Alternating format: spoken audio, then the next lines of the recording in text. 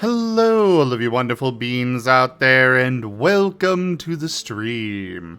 I am Razim, and this is Data Anomaly Hunter's Scar, Season 2, Episode 7, Back on Track. This is one of our Digimon tabletop RPG campaigns being run with our custom Scar system, or Stories and Creatures in Alternate Realities. This system is available for open playtest on our Discord as well as on itch.io. Do go take a look at it and leave us some feedback for the system. For now, though, we are joined today by Conrad doing some 3D art. And do remember that he is open for commissions if anyone is interested. But yeah, let's go and get started with introductions, starting with Zerda. I am glad to be back. I'm Soda the Fox. I am the main storyteller for all of this. I'm glad to be back with everyone. So hopefully we'll have a lot more energetic game today than I would have had this week. On to you, Arcus. Fulgur. Hi, I'm Gimund, and I'm playing Fulgur, an electric basic Harrismon who is Arcus's brother who is trapped in Arcus's body. Also Asher typical. Onto the Asher. I know, I'm updating it now.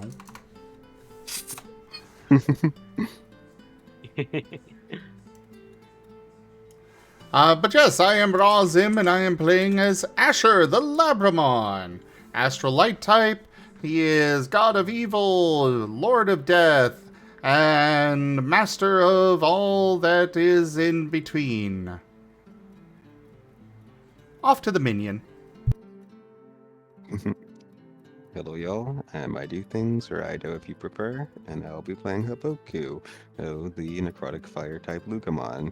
Currently in a state of undeath, and thus falling into, I guess, the in-between for what Asher is a lord of, and currently not sure of anything, but he's trying to get his head back in order. At least that he still has that on. On to the Jace. Hello, I'm Drunk Dragonair, and I am slightly sick, so I apologize about my voice tonight. I guess I'm back to the whole epic narrator voice thing, with it almost being gone. But I'm going to be playing Jace, the Black Gilliamon X, Shadow, Mythic type, and tired dad of the party. Go ahead, Kotora. Hello, everybody. I'm Raharu, and I'll be playing Kotora, the mythic fire type Gabumon, and really nervous because he needs to talk to his brother today. Onto you, Riv. Hello, I am Taldeus, and I'll be playing Riv, the mythic water type Vorvamon, and the brother of Kotora, who totally doesn't have to have any serious talks today whatsoever. Nope, no siree. Why would we not have a series of those tonight? A generous bestowal. Gimund _ tipped $10. Traditional performances. Thank you for that tip, Gimund. I really appreciate it. That is the first tier of the tip goal completed.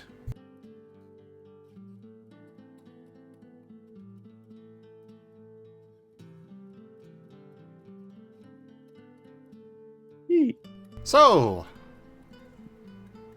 Brain has derped on me. Did we get all the intros done? Yep.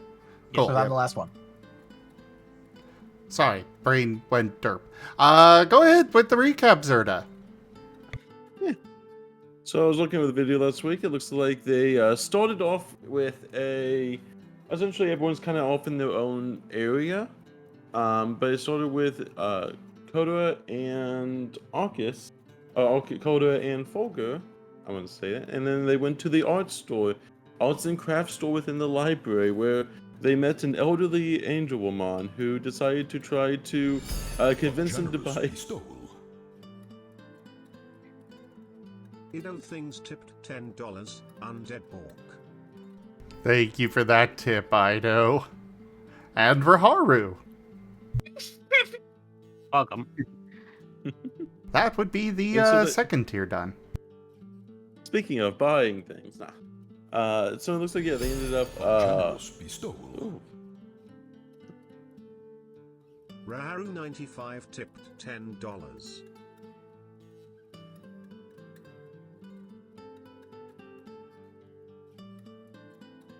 Go ahead. Okay. And so they went to the arts and crafts store within the library because Folger wanted to replace the paper that he took from Riv. There, he didn't want to confront the shopkeeper, so they ended up having Kotora do all the talking, and Kotora ended up buying way too many things at the store. And when they were leaving, they also met a Garbage-mon who tried to sell them data as well as watches. The finest, cheapest watches in the entire town.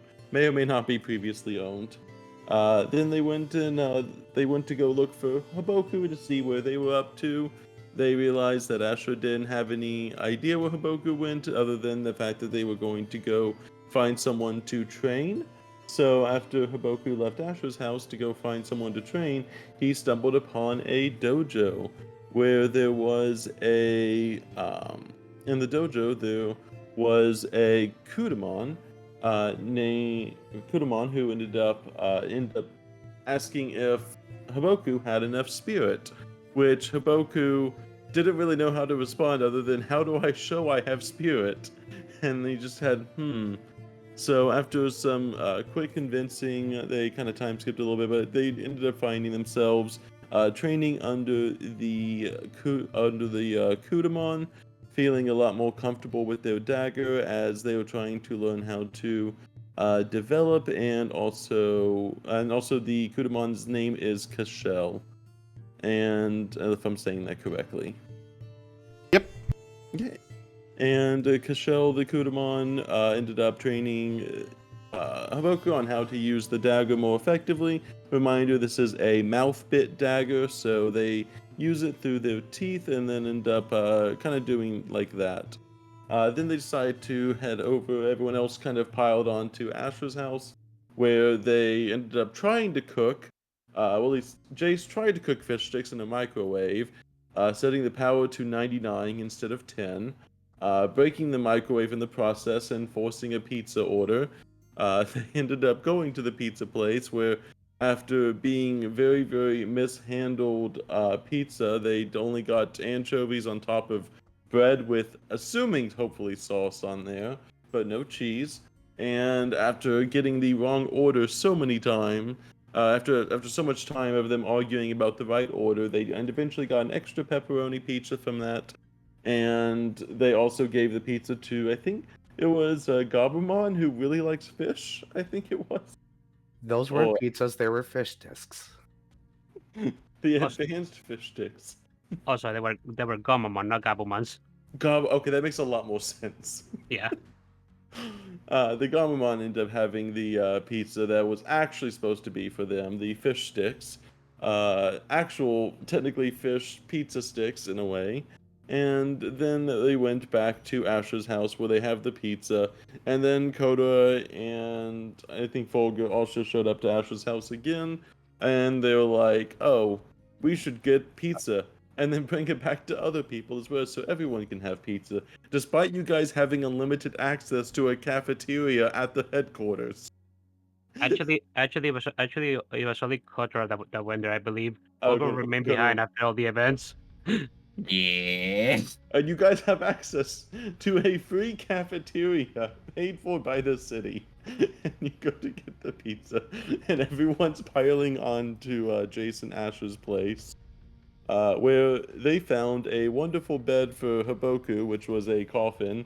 I don't know where Asher acquired the coffin. Maybe they can explain that in a later date. Absolutely not. And then Asher just casually reveals that he can see when people are close to death, and it's just they just know when people are about to die, just casually dropping that lore. And how long they've got left. I see Asher is now just taking on Shinigami role now. They're very, very, very, very oddly now knowing how to do that. That was a surprise to me, especially. I'm just like, that was a very casual drop. But then they went back to at least some of the people went back to the headquarters. And in the headquarters, while Folger was doing that, Folger was exploring a little bit and came up upon a Bakumon named Boo, who essentially kind of roams the halls a little bit. They said that they've been here before the building was ever constructed, but they don't really have too much they notice, but they seem to have an affinity to water of some sort. So they kind of, whenever Folger was doing their water magic, or water element, they were able to key in on that. And they also have as they were doing that, on top of that, the Kotora joined in, and then I think Kotora and Folger hugged and became steam. I guess they became steam together, so they ended up having that interaction, and then they figured that steam would be good for cooking, and they found a way to tie that back to the cooking. And then the Boo showed up and ended up talking with Kotora too as well. And then Folger keeps getting advice from very extremely spiritual creatures. I'm not really too sure why they have an affinity for learning life advice from almost dead things or dead things.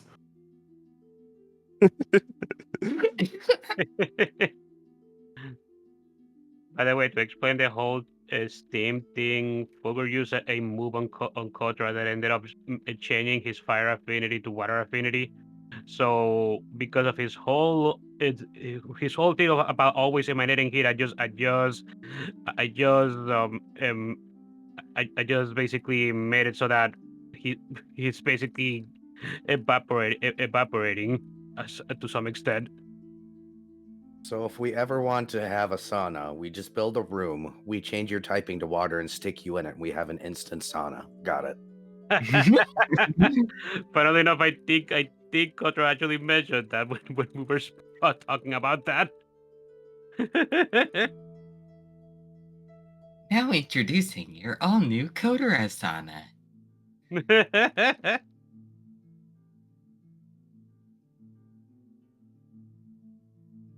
And then they made sure that they actually went to sleep. Though we do have only a slight, not background, but we have a slight thing where we are going to do a slight time skip back, just to cover the library scene, just for Riv and I think Kotora, and I think Folger as well. Were you with that as well? Yeet. Well, at least time. You know, the library scene before they went back in to go meet with Yeah. a certain Angelwoman. Yeah, mostly To this get is just supplies. this is mostly just this is just the role play for Riv as they were exploring that as well. And they were specifically searching about the Hinka ruins, specifically. At least that was their target. You can only find so much knowledge in a single day regarding a topic, so that is. I think Koto, were you with Riv? Did all three of you go to the library together? Yes, we did when all three did went to the library at the beginning. Yeah. Partially Oh. because Folger was pulled in by the whole researching the Hemkarun thing. Yeah. And Kotora well off because he wanted to be with his brother, and he thought maybe he could get some cooking books from the library. Okay. Yeah. If you're looking for something other than the Hinka ruins, by all means, let me know, and then you can be doing that instead. But we're gonna actually start with the library scene just to kind of get everyone a little bit back in line with what we're doing and all. So. Oh, it's good to see you, little Gabumon, again.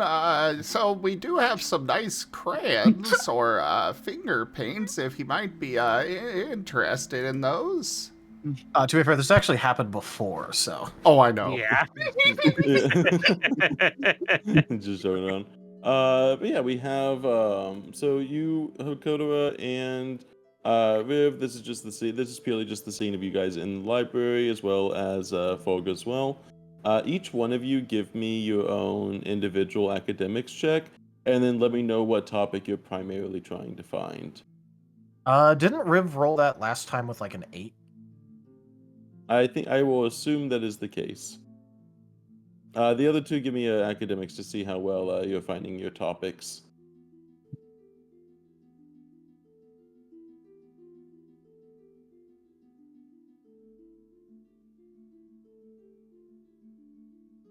I guess I'll go mine I- innovative academics, Yeah. which is a horrible roll for Kotora, but let's see. Yeah, normally Riv finds out the things and excitedly tells Kotora, and Kotora remembers it from there. Yeah. And we can always just roll 10s. Yeah, you can always just roll good. Hashtag just win. I mean, not a bad roll. Not a bad roll, yeah. Okay, I'll say you're able to narrow it down. What specific are you looking for? Cooking recipes or cooking styles, or for example, like prep styles? What kind of? I'll say you can narrow it down at least to one of those three. I'm looking specifically for cooking with whole food. Whole food, okay. Yes. As you were exploring the library, we'll go with you first. As you're exploring with the library yourself, you do find a small dedicated section. It's not labeled cooking. It's more. It says it is a section of the library called Tricks and Trades. It is a section that contains mostly revolving around various, very much community skills like building, gardening, cooking, as well as preparation, and even a few books on hunting as well that you can note for later. But you do see, as you're kind of looking through, you're able to find the book on essentially prep work. It is a book labeled Knives, Knives, Knives. The proper way to cut anything and everything at all. And as you pull out this book, it has a very, very flashy image of a Digimon holding a cooking knife in their mouth and also holding one in each of their arms, and also one of their feet also has a knife as well in it. It is a very flashy cover, but it does pique your interest.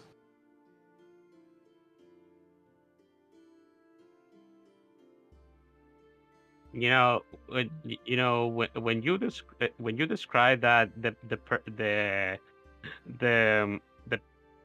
the Digimon holding kitchen knives in his mouth and most of his limbs. Now I can't help but think of some sort of fusion between Zoro and Sanji from One Piece. Which is funny because those two hate each other. They have everything to do is holding knives, but as you open up, you see it essentially it lists not only the local ingredients of the various regions, but it actually has a small, artfully done black and white image, granted, but a black and white image, essentially a tutorial of where to cut to make sure that any unedible parts are properly disposed of, and also, and then how to actually cut the pieces themselves to make it in a way. And you even find out that a few of the different pieces that you normally would be used to actually have tiny cores in them that if you cut around, you can actually use the core for other things as well. One specifically mentions the heart of a snowberry, mentioning about the very, very inside of a snowberry. There is a small core where most of the flavor actually is kept, and if you actually extract that, you can condense that down into a proper sauce that has a lot more flavor into it. Though it describes the detailing of coring a snowberry as very, very difficult. Oh, I see. This is very interesting. And then it. Go ahead. Kodra is just saying to himself that he needs to check out this book. You also see it does refer to inside the book as well. You'll see it refer to another book, and the book that it is referring to is recycling. Well, it says reduce, reuse, and recycle. The book about recycling kitchen scraps into useful gardening. As it mentions, anytime it mentions about cutting off the waste of any sort of produce, it mentions referencing that book for further investigation if you would like to learn how to recycle those parts into gardening. Kotora would be happy to take a look at this other book if he can find it. Also, what is this first one? What is the title of this first one? If you gave it one. It is the first one was Knives, Knives, Knives: The Guide on How to Cut Anything and Everything. And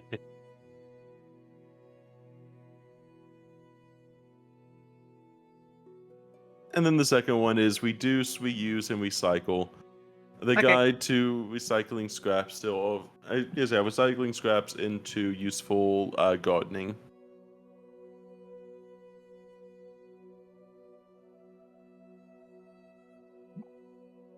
And you'll be able to research those and rent those out.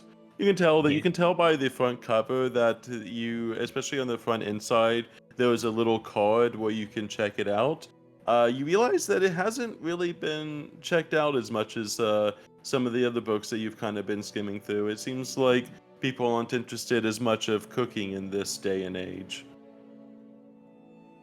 Damn, what a shame.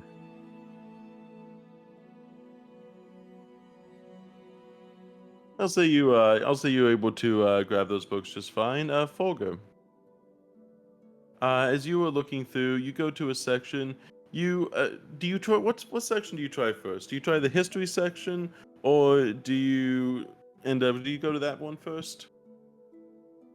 Well, what was the other section? So were there about was to say? so there was essentially several sections within the books or instead the library. There was history, there was fantasy, there's fiction. There's also a few other different sections in there, but none that would pertain to this.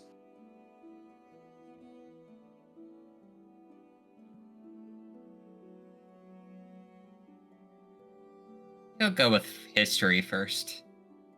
Yeah. And with that kind of role, as you're looking through the history section, you do end up you look through the history section trying to find stuff related to the Henka runes itself. You don't see anything labeled Henka, but as you're kind of remembering, you realize that the Henka ruins are very, very, or at least they were recently named. You're not really too sure what they were called originally, as they weren't always called the Henka ruins, but whenever they were discovered, they got their name again. So essentially, you kind of figure that it might be too new to essentially find something on that specifically. But as you're all looking, you do see a book that says the secret layer or the secret underground cities lost within the ice realm, and it seems to be a book that is referencing the various unexplored areas underneath the snow biome and essentially what that might entail. He's going to grab that and look through it a bit. As you flip through, you can tell a lot of the images are very crudely drawn in the book, not for a lack of artist skill, but more a representation of not fully being able to understand. A lot of it is theory, a lot of it is rumors as well as essentially local legends. But you do see a few of them, as a lot of the book itself describes the ruins underneath the ice being older than anything ever above it. It does mention that a very, very few amounts of ruins have been explored over time, but the potential of there being a unlimited amount is so much greater. And you do see it mentions about an ancient tribe. It says the Digimon species is unknown, possibly one that no longer even exists. But it mentions about how they found the pictures, and as you'll kind of see, there's some, like I said, the crude drawings of a few different Digimon. The Digimon that you haven't ever seen or recognized. They seem like Digimon that you have never heard or even seen the species of, and even then, the species is listed as question marks.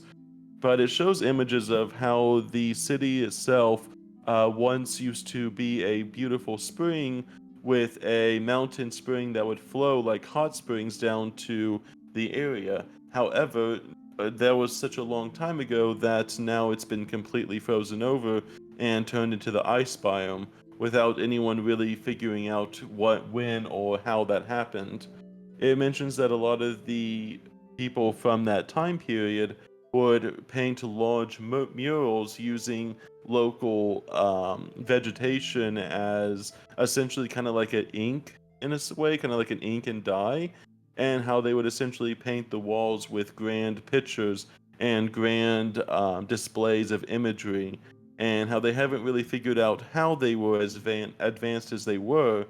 It mentions that they definitely do seem like they had something above everyone else at that time, but without any further essentially research, you can't tell. The book itself can't tell if it's reality or more so fantasy of what they thought was there.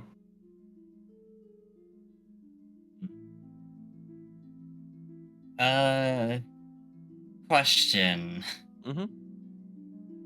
That mural he saw in the ruins when Mm-hmm.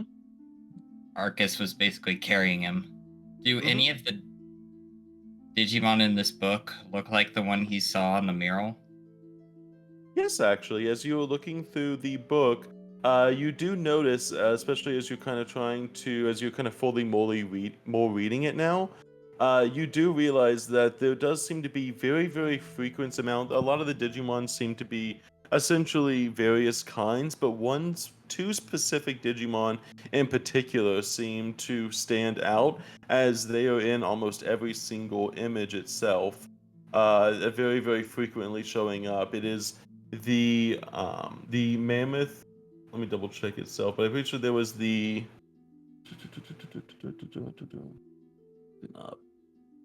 I have that as a location. 1 second. Yes.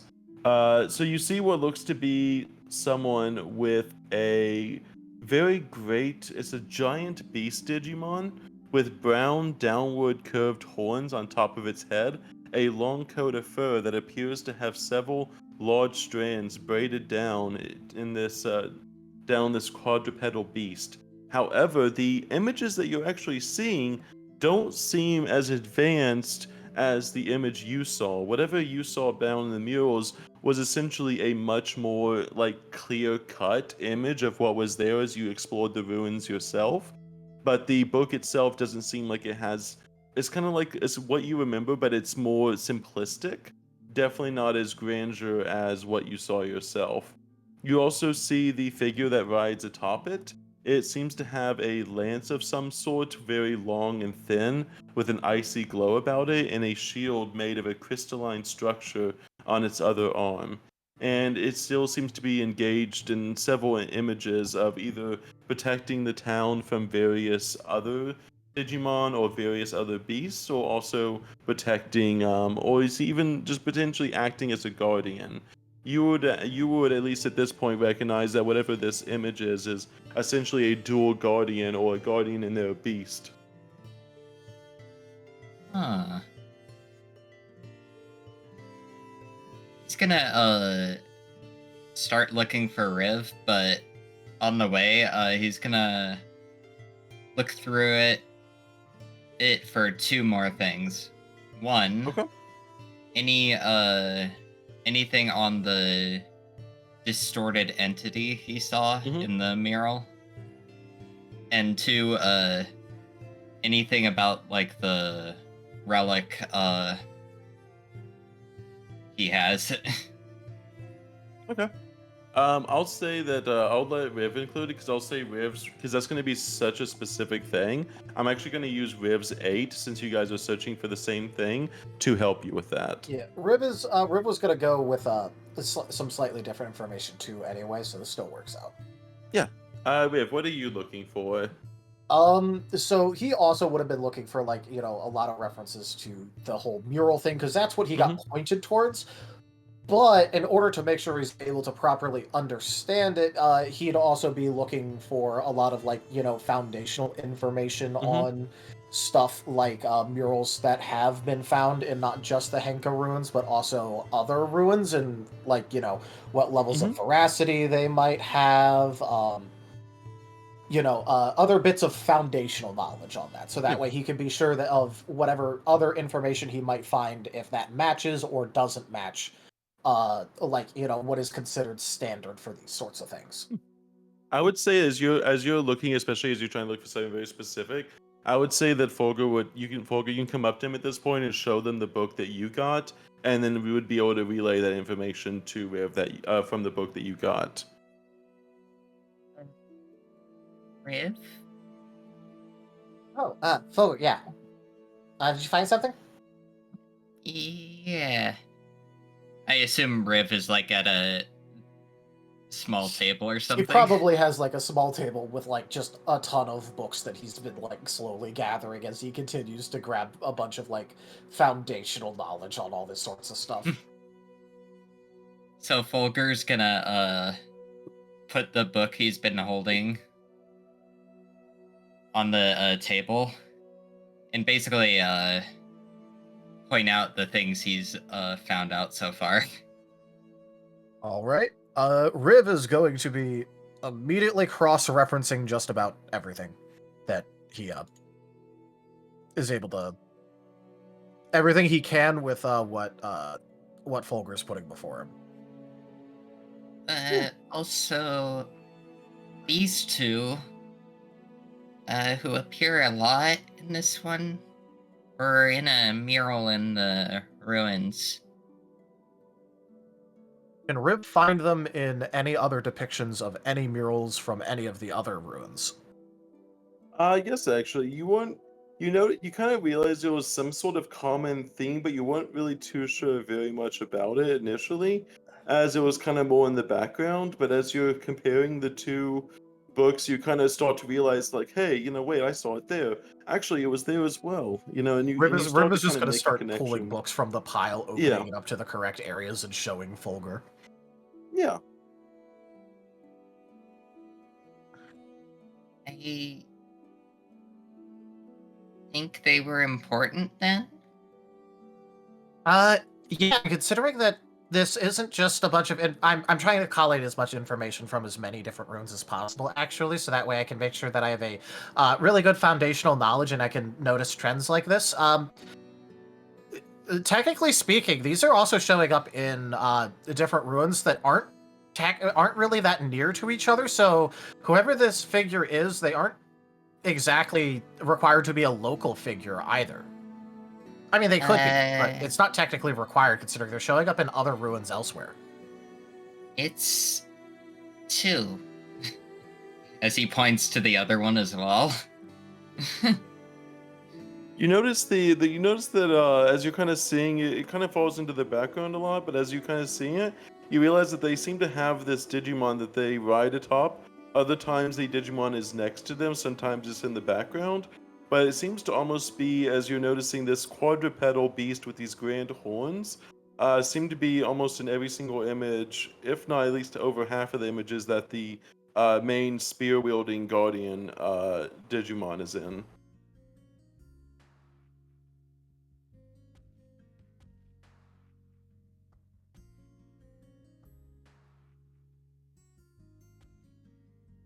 Okay, so they're showing up here again with the quadrupedal one, and then he's in the background over there, and over here it's most of the same thing again, just on the side. So yeah, they're appearing all over the place, really, and they're consistently being shown as together. Can Riv find any instances of one or the other appearing by themselves? You notice the spear one is by themselves, but whenever you find any images, they seem to be smaller in stature, and the images seem to be more crudely drawn. Okay, so if we go back, these are potentially older, considering that the they're far less defined. Maybe this might just be some sort of recording error, so we can't rule that out. But I'm not seeing anything that really shows that the quadrupedal one is around. And they look, well, I guess smaller, less important. Maybe this is like earlier into the journey, and as they go around, they picked up the their companion that they start showing up with everywhere. Yeah. Also, is there anything on the distorted entity, as I'm calling it? Riv will take a look and think back to the various things he's been reading through. So, would there be? Should I make another roll? Yeah, give me an additional academics check. And All right. take +1 academics Yeah. from Folger. Yes, Folger can definitely assist in this.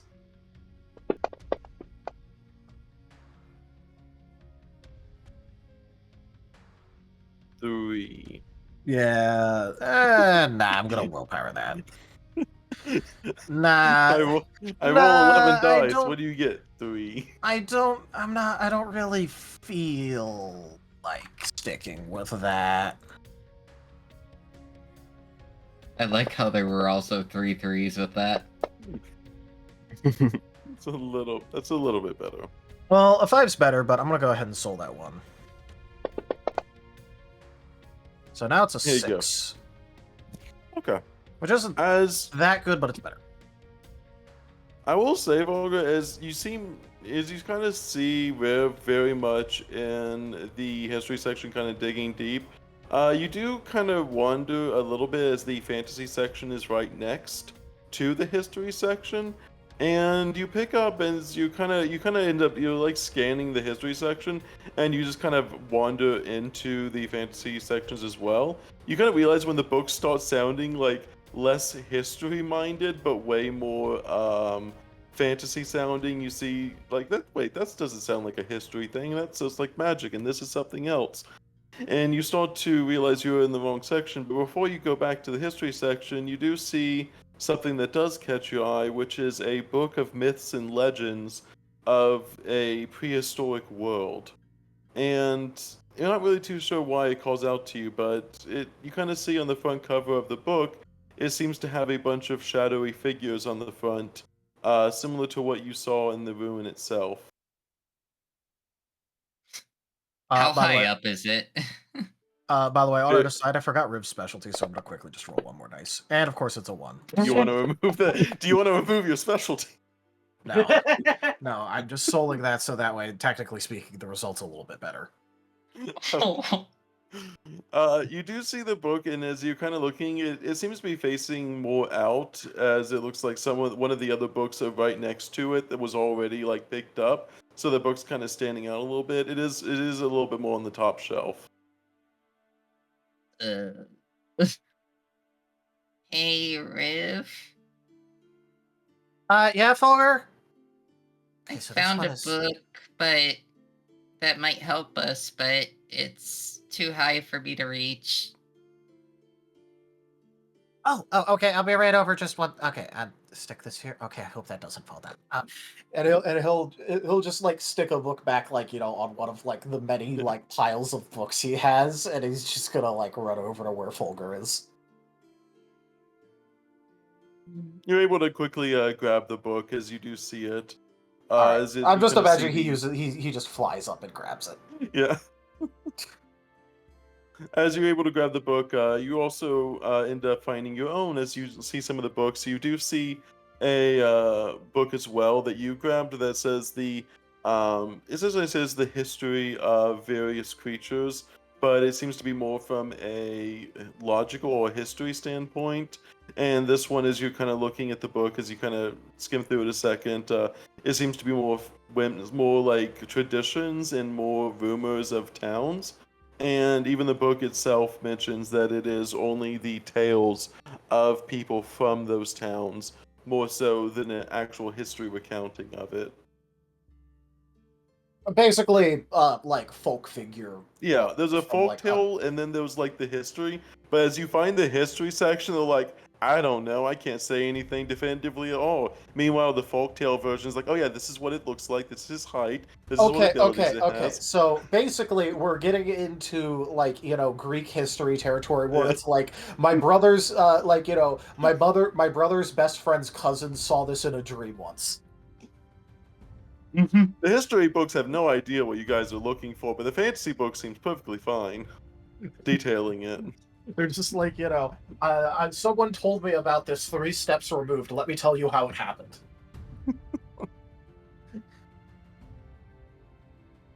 Well, yeah, But, no. If the history section is like, I can't tell you shit, going into the legends section for something like this is probably not the worst idea. Yeah. Yeah, you hand Folger the book, and say you both return to the table itself. As you're exploring the books, the history section, like you mentioned, it just keeps mentioning about how they're just, you see a bunch of question marks where it's like, unverified source, unverified source, unverified source, all in the history book, and you're just looking at it, and you're like, this doesn't tell me anything. But meanwhile, in Folger's book, Folger, you actually see in the book it mentions about how there was and it mentions about how they took the tales of a few of the villages around the ice region, as well as the forest region, which is just to the southwest of it. And they took, and it mentions how they also even had a few legends. Essentially, it mentions a reporter that went around and started interviewing more fringe tribes and essentially asked them about any local legends, and then it's a book compiling any legends that were essentially made or spoke about from those various tribes. And as you're looking at it, obviously a lot of them don't match up to what you're looking for, but in both the forest as well as the ice region itself, you do notice them mentioning some shadow creature that said was to bring famine to the land of both, and how it was causing deforestation through a series of blight to the trees, and the spring itself started to go cold with ice.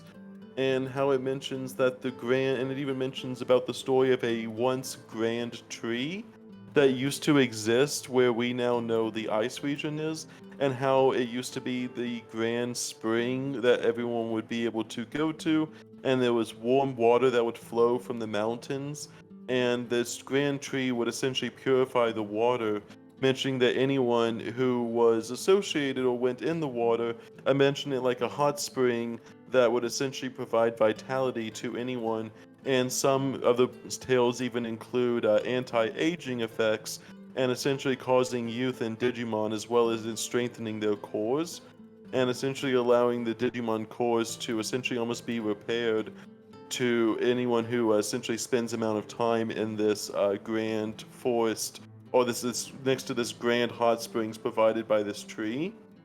And it mentions that about how the Shadow Beast was essentially an entity that was never able to be repaired by the tree, and in spite of the fact that the tree wasn't able to heal them, it mentions about how they performed a grand battle to try to take down the tree in spite, just in pure malice of the tree not providing its needs, and how it was stopped at the last minute before it was able to completely overtake the tree, but the battle itself took over a year to complete until one finally fell, and now the beast is no more of the shadowy beast, but its remnants are said to have seeped into the earth itself. So is it just Folger reading this, or is Riv reading it too? Like, is this happening? I would say you'd be able to read it together, especially whenever you found that you weren't getting what you would have. You would kind of essentially be reading along with Folger. Though you'd have to be reading at Folger's pace, not your pace. Well, yeah, but that's going to be less of a problem because the moment this story comes up, Riv is just having the most oh no look on his face. Like, the biggest, oh, that's so not good. I have a feeling Arcus probably read this book. I will ask him about that for sure, definitely. I am I hoping don't- very, very, very. I'm sorry to say, I'm hoping a lot, so much right now that this is in fact not true in any way. But oh no. I have some bad news on that. In the ice region, there's pools of glitch, just like water. Oh no. So how do you feel about going to the forest? Because I think we need to go to the forest and we need to tell the DAH like right now. Yeah. Okay, so, I might have a friend in the data center who had another one of his friends go to the forest area who was talking about how they think a tree is responsible for a large amount of glitch data filling the area and it's overtaken an entire section of the forest. I don't think it's the tree. No, but it said that because the water melt went down and it would spread out, what if some of the glitch data either was intentionally taken down or was strategically moved to go through it? Considering that they also mentioned that there was a Digimon there that had a something on their arm that would make a lot of light, kind of similar to Rigiri about 3 weeks ago. And we know that Rigiri was kind of working with the glitch people. So, what if they made it so that way the tree got glitched, if the tree exists? Fulker's basically doing the same face he The did same, when he oh saw no. the surgery. The same, oh no. Meanwhile, Kotora is running into you guys looking all happy with the things it has found. Kotora was like, "Oh, this is how you cut an onion without wasting anything." And, also, the Kamemon that went out to the forest might have, completely gone out of contact.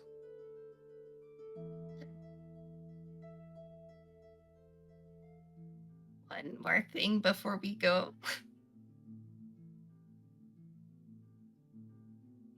Yeah? Is there anything about this relic I have in me? How much does Riff know about that relic, actually? I Um, don't think Asher shared with him the medical history of another. he did send some medical data to Riv, actually. Because he shared, that's right, Zim, right? He did share the whole, Yes. thing with... Yeah. For Fulgur and Arcus. Yeah, specifically about them. Because they're kind of the people that have the most, the clearly wrong stuff going on, so... Yeah. And Riv's current project with the team was quite literally gathering as much data and observation, so him and Asher have kind of been passing information back and forth whenever they find something out.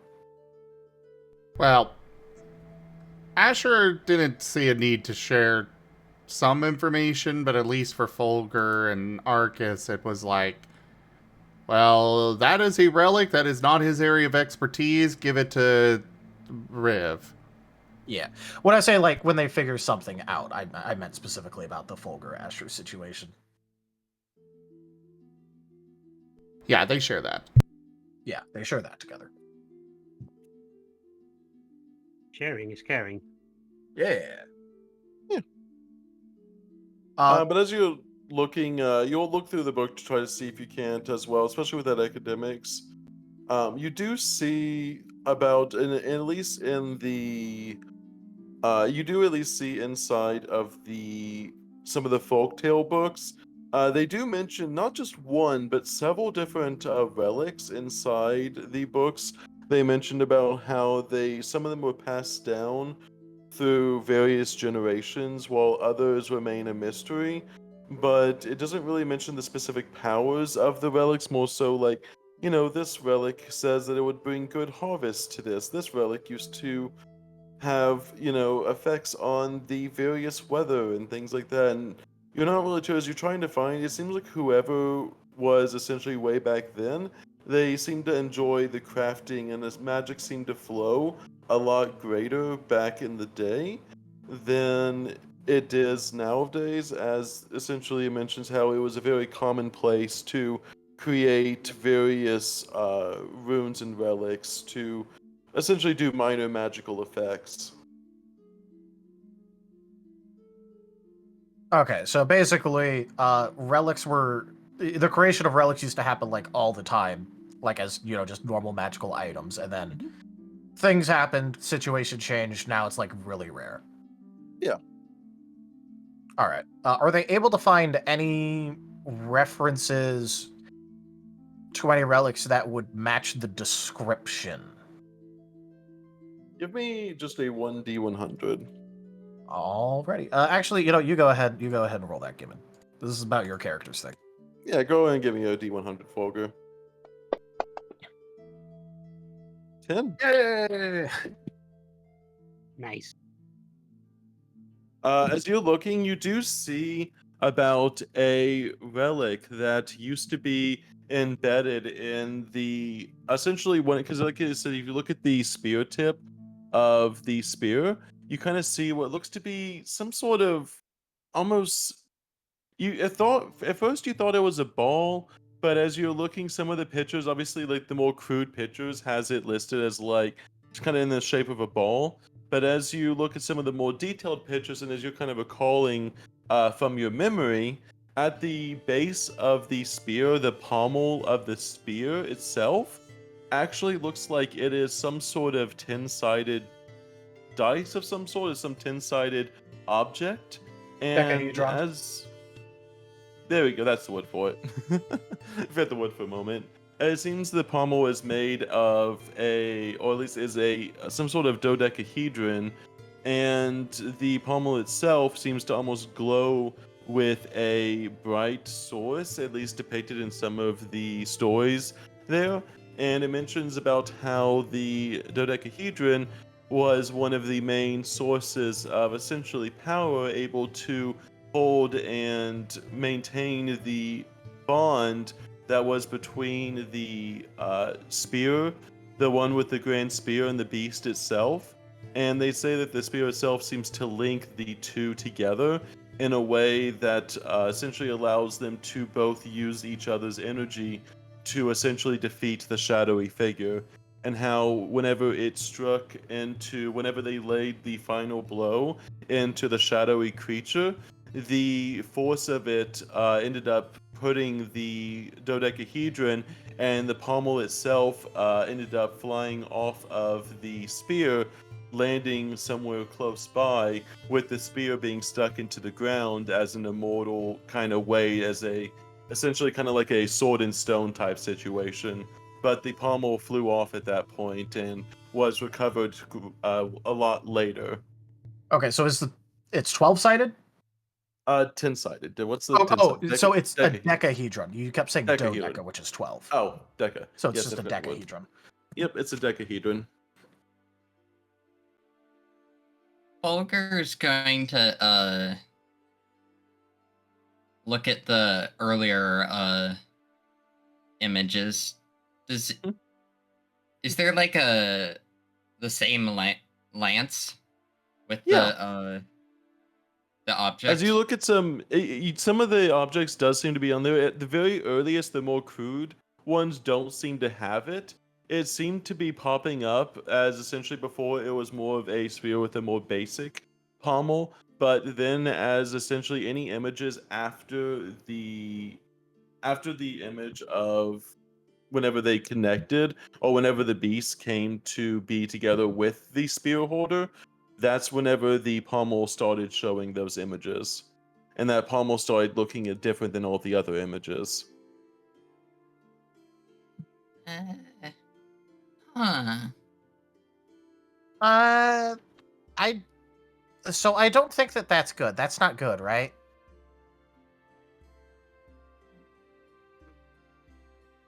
I guess that would explain why there were holes in it.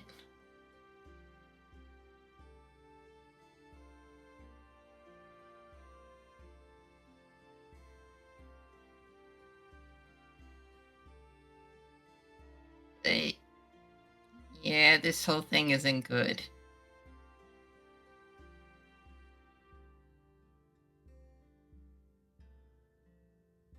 But that is all the information you can find at the moment.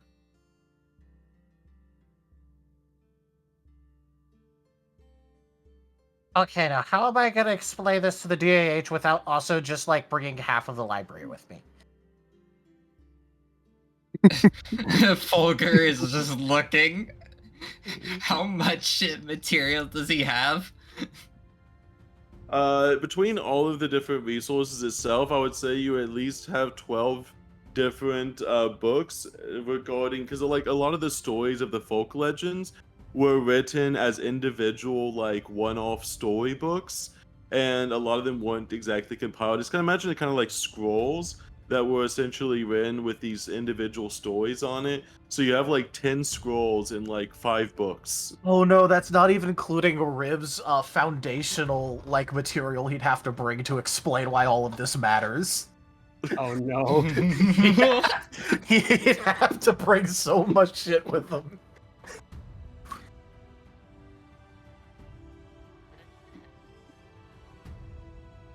Wait, okay, what if I just I don't know, what if I just bring like Kiga here or something and like I can show her all the stuff? That might work. I think I'm going to go find Kiga or something. Yeah.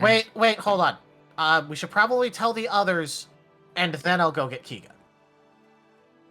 Yeah. Where's Kotora? Kotora, Kotora! the moment Kotora hears Reeves calling to him, he comes running. You hear like 5 people shush you at the same time, Riv. Riv is ignoring them. He has nothing in etiquette. What does he care? He'll get etiquette later. Right now, he is busy. Rip, Fogger? Yeah, what happened? What's going on? A lot of information. Most of it bad. Oh. Most of it, like, actually really bad. Oh. I can see it in your faces. Okay, you guys want to tell me about it? Need to, or what? Or what do you We should need? probably just get everyone together for this. And then afterwards, I'm going to go grab Kiga and explain it to her, too. Yeah. Yeah, that's not a bad idea. We know. We know where Asher and Jace live now, so we can go, we could go there ourselves. Yeah, Or- I kind of want to ask them about anything to do with the forest region, because this involves the forest region. Well, Jace seems to be familiar with the forest region, so That's why I want to ask him before telling Keegan, because that way we can make sure we have everything. Also, and this is just going to be for the sake of the continuity. I'll say that you can spend some time consolidating a lot of the information in the library the rest of the day, while everyone else does what they did in the last session. And Yeah, I'll that's say you'll fair. be able to consolidate that, and that'll give you a reason to be essentially asleep in your room. And then you'll spend essentially the night doing that, and then you'll wake up in the morning with all this information compiled. In that case, Riv is going to do that and explain everyone that he's going to collate as much of this information into a cohesive report as possible. that's not a bad idea, honestly. Yeah, it's probably a good idea anyway, and so yeah, he's just going to be doing that. Yeah. I'll say, and I'll even say you're successfully able to essentially put it all, especially using your datapad itself, you're also able to essentially put all the information organized into your data pad as well. Yeah, he's able to, like, put all of that, like, probably, like, take scans of the murals so Yeah. that way they show up in line correctly, all of that. Yeah. A little bit of photo editing to make the murals a little bit more readable, you know. Yeah. Well, he wouldn't want to like alter the images, more just like, do like zoom ins on specific areas with like a different image, but like he wouldn't want to like digitally alter the images at all because that reduces veracity. Yeah. And I'll say yeah, you're doing that, and then you do realize that you go back to the headquarters and no one's really there whenever you finish up all your stuff, and you're so tired from the day's events, you essentially just kind of fall asleep. I knowing imagine that it's everyone like should be midnight when connected he tomorrow. does that, and he's just Yeah. like, "Rat, no one's here. Okay, time to go sleep." Yeah, and you'll be like, I'll deal with it in the morning. Understandable. And I'll say with that, I'd say it is the next morning. I think so. We got Haboku, Asher, and Jace. And you see Haboku, Asher, and Jace at their place. Folger, Kotora, and Riv. Folger, do you sleep on the on the roof? On the ceiling, let's go. I didn't know you were that kind of undead. Jeez. keep trying to put Folger on the ceiling. I just need to tape him up on the ceiling. That way he won't be No. followed by anyone. You just pick him up and stick his quills into the ceiling. I mean, it's the best way to keep him from running away, I guess, huh? Folger, do you sleep on the roof or do you sleep in the bed?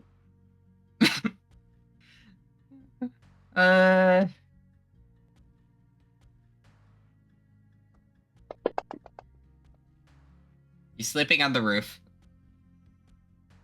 I'll say that once it gets morning, I would say Koto, you'd also just let just during that time you guys spent last session, I would say you would just casually mention to Asher, Jason, and Haboku that Riv found some information he wants to share with everyone, but wants to see everyone in the morning. So if you guys want to head over to the headquarters after essentially your morning, that was something that you would also be able to do as well. Yeah, I could have done that while I was visiting them when they got the pizza. Yeah, it was great.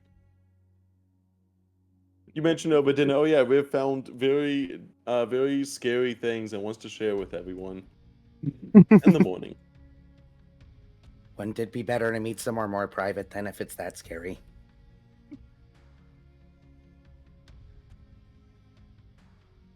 What place can be more what place can be more private than Jesus' house? Exactly. Just come on over.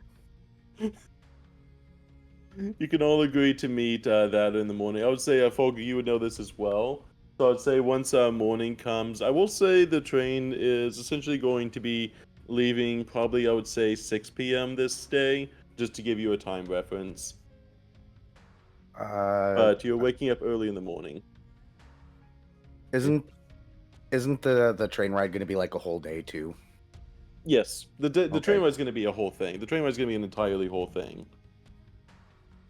It's just coming into the stop at about 6 p.m. this day. All right.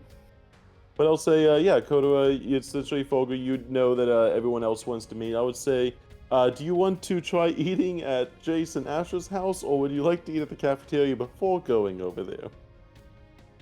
Nah. Just mooch more of Jace's groceries. No, I mean, Kotora did bring the pizza here. Rib didn't get to eat it, so Rib has that, and Kotora will eat at the cafeteria. I mean, for the morning, for whenever it's now morning, so we're go into the morning of the day of next. Yeah, and Folger promised a certain ghost that he was gonna get his own food today. Yeah, so I'll say, actually, give me Folger, Kotora, and Asher or Jace. Each one of you give me a initiative check.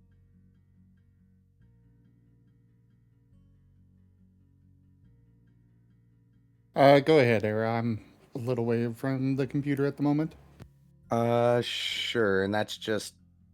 This is the skill, right? Yeah. Yeah, this is a skill check, so attribute, expertise, skill. I'm gonna go buddy instinct initiative. Super true combo. Damn. Negate that 10.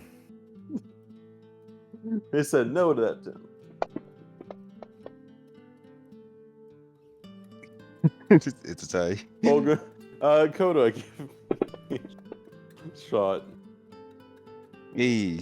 Thank God this isn't a combat. To be fair, a combat would have a different dice system. It is, but Yeah. still, just the 1, 1, and 2. Yeah. Kotora, you were up first. You kind of as you're waking up, I would say you kind of realize that Riv is back. They would say they'd probably be able to slink in at night while you were essentially sleeping, figuring that they would. But yeah, you'd wake up and you'd see Riv in bed as well. Here, let's see how well he does that, actually. Yeah, he got a success. Nice. Good for him. Wait, Good for him. So it's just what was that it's roll the for? next. Oh, that was me just doing a quick physical cutting subterfuge of him just slinking in the middle of the night. Fair. But yeah, Kotora, it is now the morning. You know that you kind of see what looks on the desk in your room.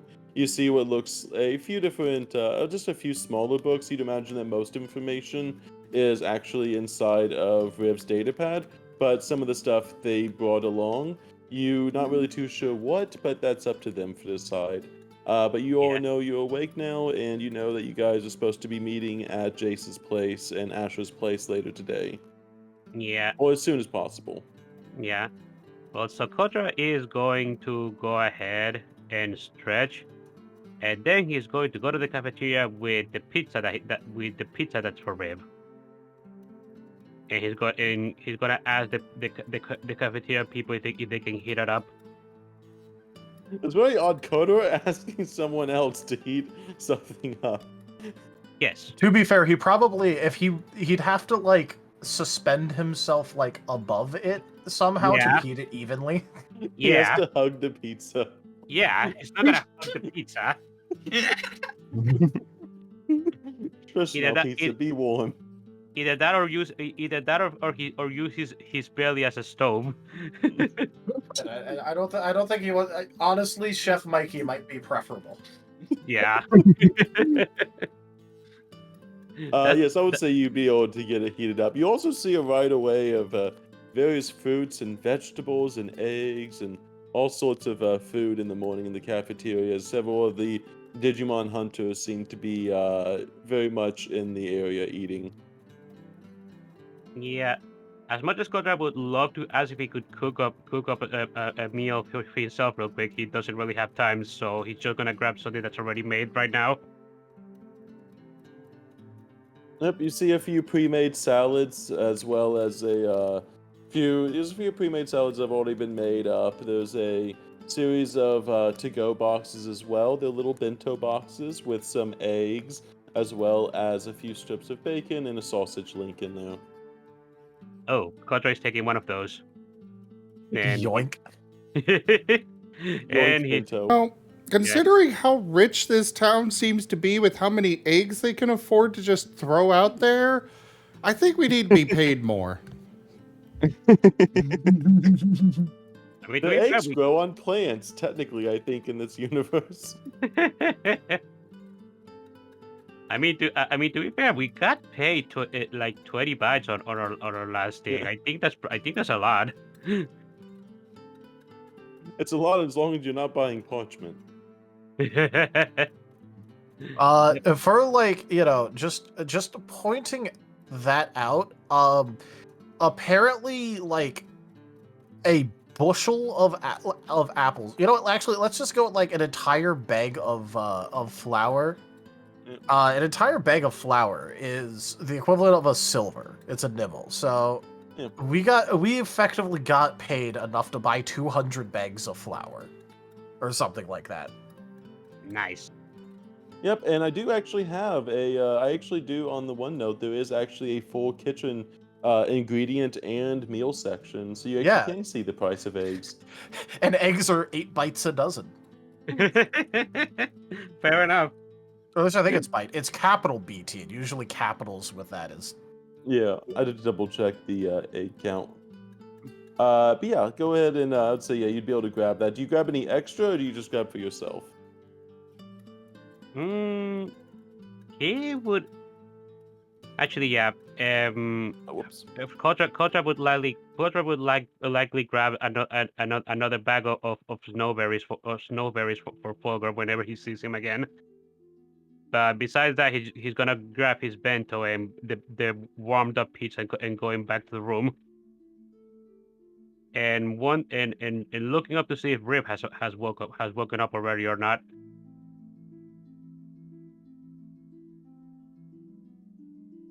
I mean, I guess probably. Yeah. So it's not really. It's just nice if he does. So I'm just gonna say he does. Yeah. When Kotora sees Rip awake, he's just going to smile and just say, "Ah, you're awake. Good. I don't have to shake you awake then." Yeah, I am not nearly as exhausted as I was. I am glad of that.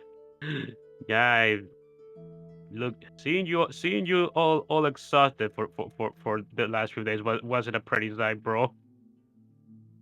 Here. Well, considering that I was kind of freezing things all over the place, that kind of tends to take a lot of energy.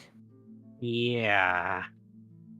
Freezing and At least it's better than the arm actually like strangling us or whatever. That would have been worse.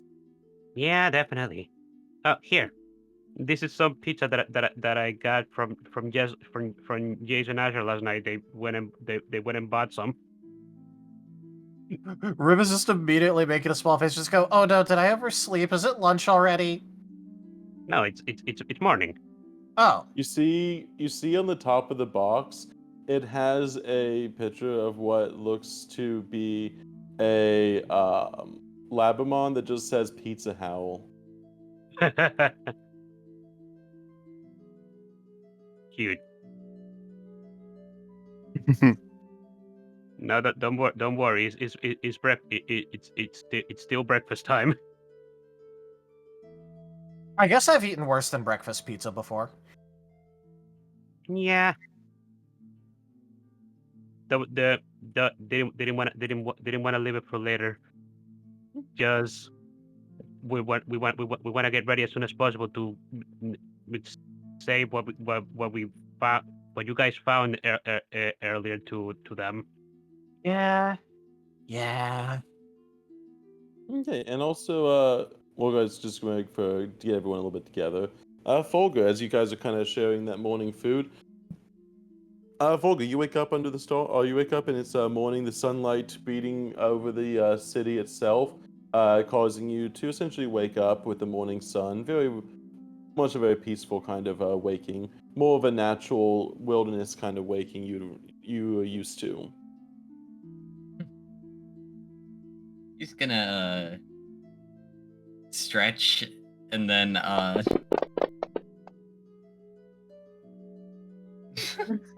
What was that for? Ah, Asher's making Oh, breakfast. He's gonna get there in front of me. Got it. I was going to, but apparently I'm not allowed in the kitchen anymore. Breakfast. so Fogger's gonna head down.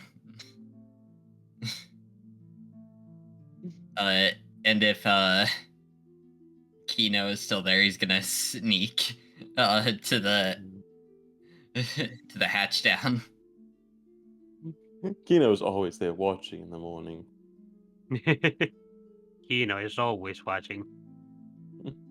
Yeah, but I'd say you ought to get down there. You're kind of they kind of gotten used to you being up there, so they're chilling up there, and then you're able to make your way down. I would say are you going to the cafeteria? Or you going to the room first? Cafeteria, because he promised a certain ghost something. Certainly. What would you like to try grabbing from the cafeteria?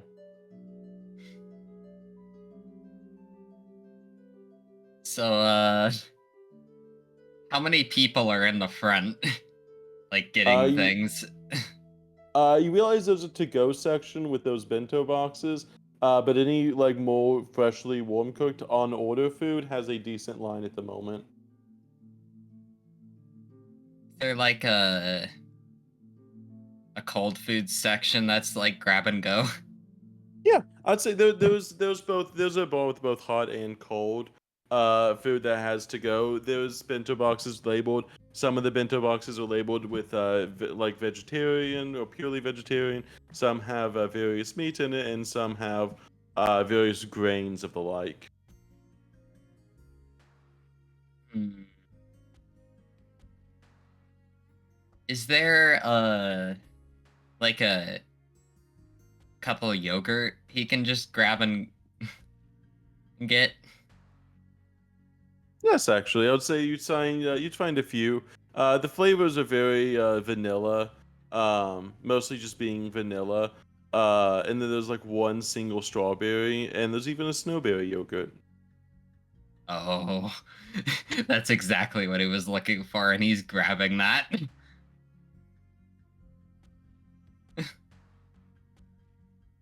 Yep, and I'd say you're able to grab that perfectly fine. There is as long as you're within the confines of the building, you are considered part of the main force, so there is no charge for the inside work. And after he grabs the snowberry yogurt and a vanilla yogurt, he is racing back to the room. Boo And is we'll get waiting back. in the hallway. Go ahead.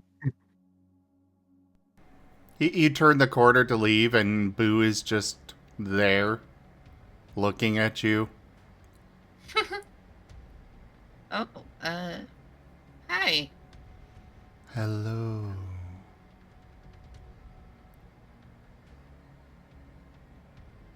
I thought you would Hi. like some of these.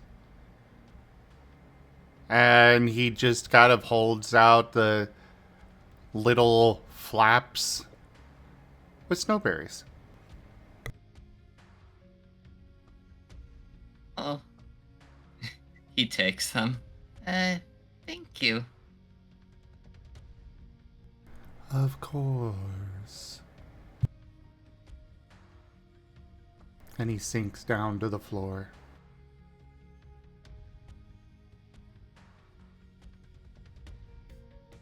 Okay,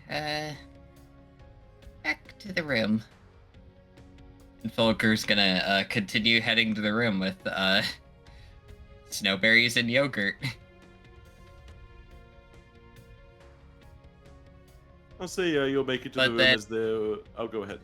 But then before he leaves the cafeteria, realizes he needs a spoon. Your claw kind of is your. Do you have a hooked claw? Even if he could do it like that, that is freaking unsanitary. Kotora will That's never allow that. That's unsanitary, and also then I'd have to make constant jokes about Asher and Fulger having the equivalent of a coat claw.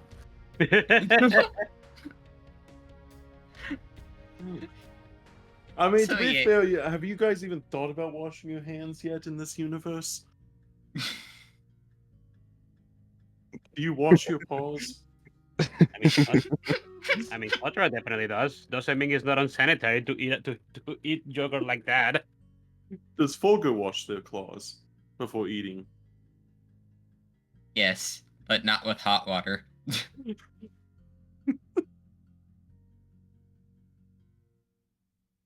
Well, it hasn't killed you yet.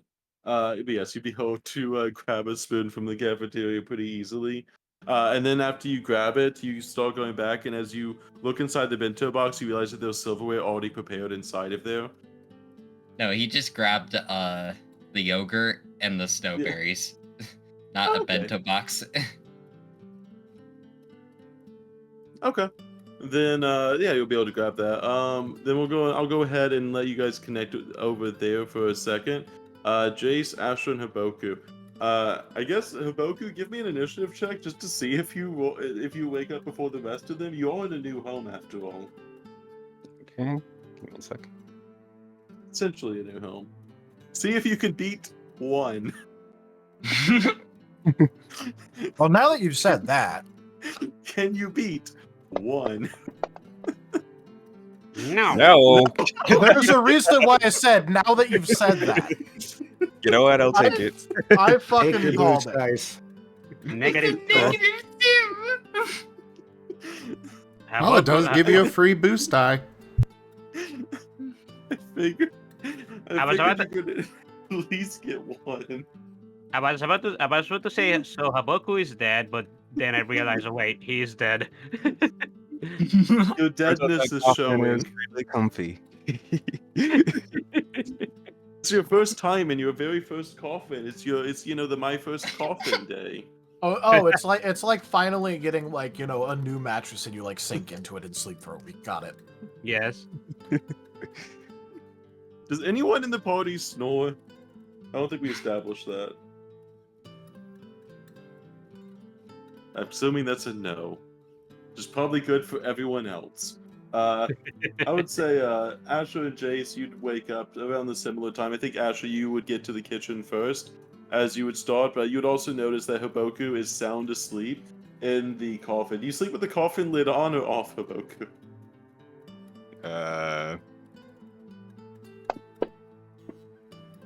On.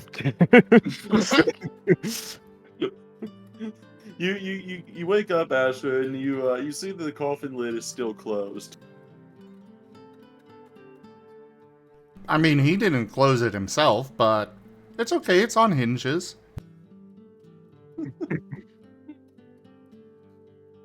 He's gonna shrug and go to the kitchen and start making food. I'm assuming Jace immediately gets pushed out of the kitchen, correct?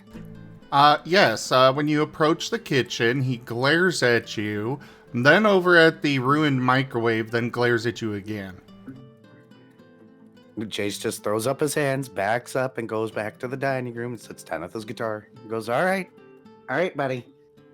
I'll let you cook. Geez, you act like I haven't been cooking for you for years. Is my cooking that bad? Well, no, it's good.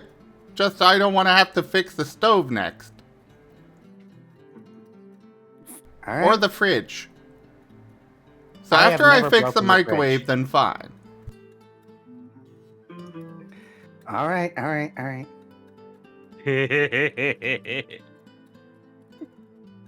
But yeah, How do you Asher make- had 3 successes. He is making breakfast stuffing. Like turkey stuffing, but with breakfast? Yeah. Is that like with cornbread and... Actually, you Well, describe there's the yourself. bread right there from the basket. He still doesn't know that it regenerates, but, it's been sitting out for the night, so probably a little stale. Prime for, making stuffing with. So he's kind of just take it, rip it up, and put in eggs, bacon, etc., etc. I've never actually had breakfast stuffing, and I'm usually a big breakfast person. I've never actually There had was that. one restaurant back in Utah that served it, and oh, it was so good. It wasn't true stuffing, it was more akin to, like stovetop or something. Yeah. But Well, my family loves cornbread a lot, so cornbread mixed with essentially like the breakfast ingredients sounds amazing. I know it wasn't cornbread, but that does sound good. Cornbread's better. Cornbread's the best. Cornbread's the best bread. Don't act. Even though it's technically more like cake sometimes. But I would To be say, fair, with the- all bread here in the U.S. is considered cake by the rest of the world. Yeah, there's way too much sugar in bread. But yeah, you'd say you'd be able to make that. It's not going to have the fanciest sauces in the world or anything like that, but I would say you'd make a breakfast that anyone would be at least welcome to eat in the morning. Haboku, the smell of food slowly seeps through your coffin's, essentially like the little like cracks, or essentially like where the What cracks? where the coffin lid meets the coffin itself. I'm assuming it's not airtight. I'm assuming this coffin is not airtight. Why wouldn't it be? If he needs to put a body in there, he doesn't want it to the smell getting out. I guess But it's okay. Haboku doesn't need to breathe, so you know. Well, it depends about what kind it is, but yeah. Haboku, I would say that you have a sense, but it's like that. It's like that sense inside you, but it's less so a guardian sense and more just like there's food around you. You have a hunger sense. Do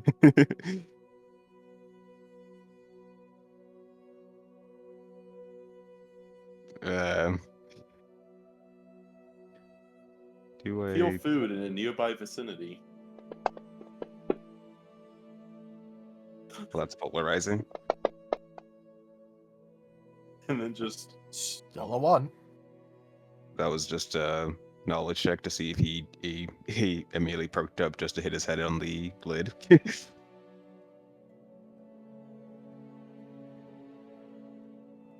I'll say he perks up just narrowly. He realizes misses bumping his head as he realizes the lid's on, and then just as carefully pokes his head out.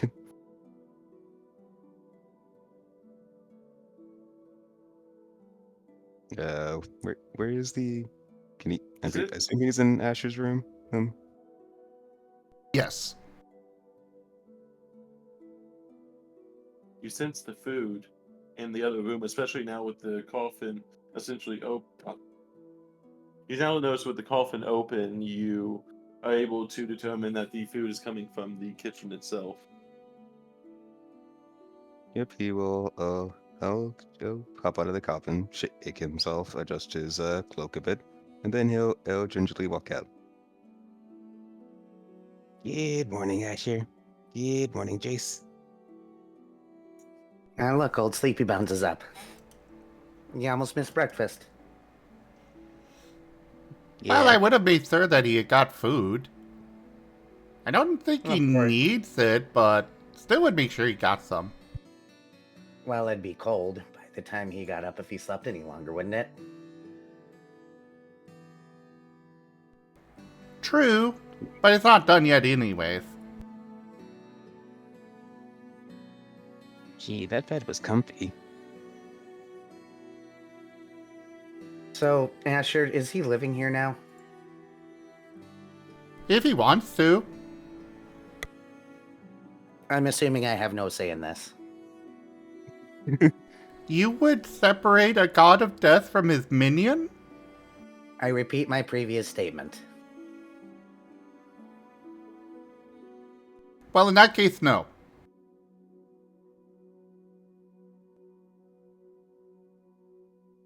Whenever it's your room, if you're willing to split it. So about you all paying rent. I'm kidding, don't pay rent, you're my kid. He says that as Haboku is already looking through his cloak to get his wallet. I will make sure that I pay my rent out of my next pay. There's no rent, buddy, stop that. Unfortunately, I am broke right now. Uh-huh. Chase knowing that there's 19 bits in his bag. Bites, but yes. Do you have any idea what that meeting was about, by the way? Either of you? The one they're supposed to be coming over here for? No. Haboku will shake his head. All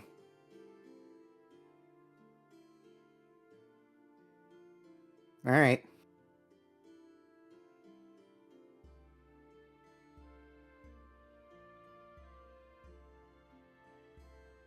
I've just realized what Asher's extremely evil plan is. He's going to make his dad into a landlord. That way he loses all moral high ground forever. Please don't hurt me like that. Technically, I have somebody that rents for me in the basement. I think that technically makes me a landlord, so don't say things like that, please. It makes you a they're your sub leaser. No, I own this house. It's not a sublease when you own the place. Okay, then yeah, that would be you actually are the landlord then. I tried to give you something. I tried to give you an out. I mean, I was just making a joke, but Then again, the one in my basement is also my pet and/or kobold, so shrug.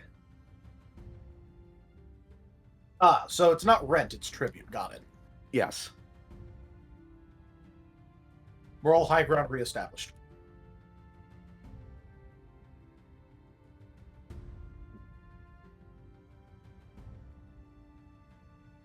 I guess we're just gonna eat breakfast and wait for the others to come over because we have no idea what they're about to tell us. Yep, and if they're not fast, Asher's heading out. He's got stuff to pick up. Yep. Riv would probably just eat and then head over. Yeah, Yeah. I would say Riv's probably too excited to tell everyone else what they found.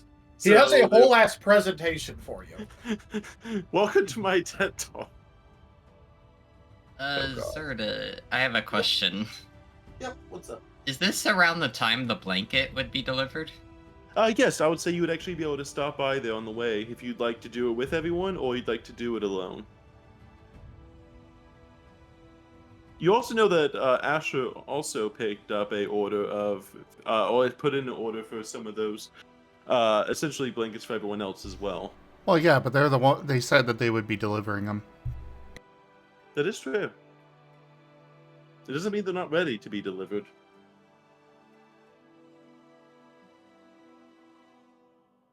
But yes, Fogger, Easiest you way can to do show this. dominance, get a delivery service, show up there. I would say, do you want to stop by there on the way, or would you like to go separately?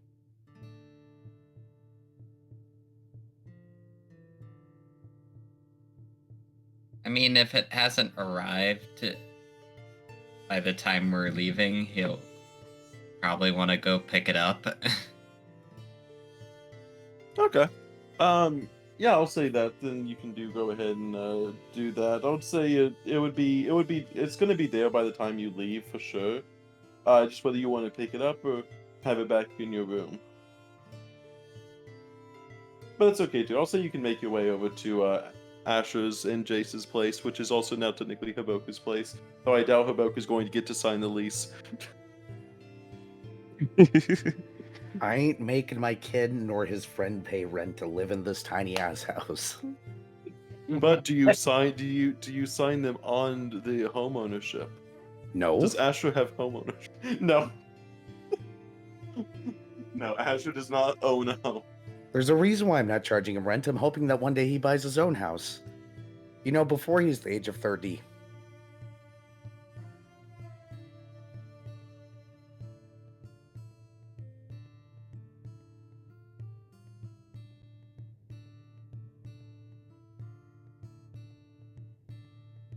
Well, is Fulgur going to be running off by himself to pick up the thing, or is he going to drag the Kotora and Riv with him? Well, first he's eating the yogurt he got and some snowberries. He also seems to have brought with him in the room. Kotora would toss him the bag of snowberries that he got for Fulgur. There you go. Oh. Now he's looking between the two bags. I wasn't sure if you were gonna come here first or come here later, so I got those for you. You can just save them for later if you get too full. Oh, yeah. And he takes the bag, and then if one of the bags is big enough, he's gonna merge the two. I'm just imagining like Riv is running around, like, getting like, everything together, just muttering about how we only had one day to prepare this, just straight up having the Professor Elm look. as he tries to like, shove things into his bag in order to like carry it all with him effectively. Yeah, I'd say you'd be able to get all that. It'll take a little bit of the morning, but I would say probably by at least 10:30 to 11 a.m. you'd be able to show up outside of Asher, Jace, and Haboku's place. The biggest of Riv just looking like a professor who's like, you have to give a speech on this the next day. Oh, well, okay.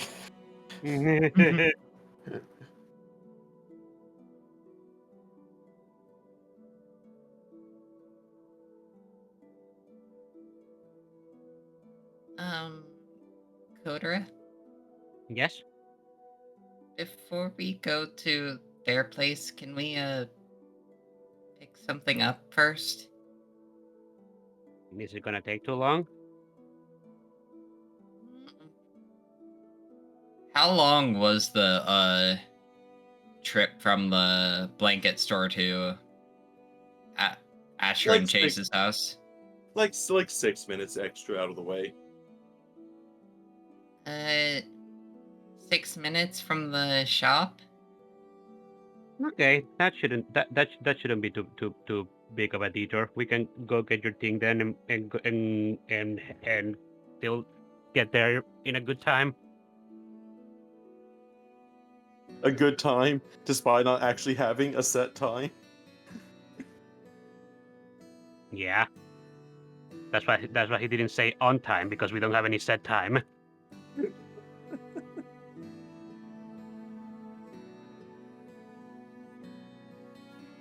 Kotora gives a thumbs up. Since it's a place you've already been to, I won't say you have to make a navigation check since you've already been there at least once. And also have essentially that, though you would be having to lead the rest of the group. So you'll have to play leader.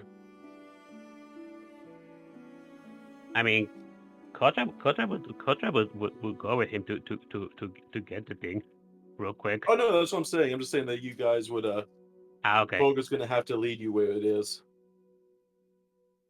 Fair. I will say he's probably taking you down routes.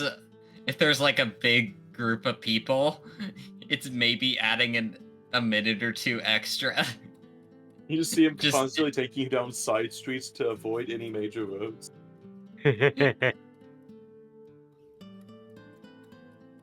This is my back alley.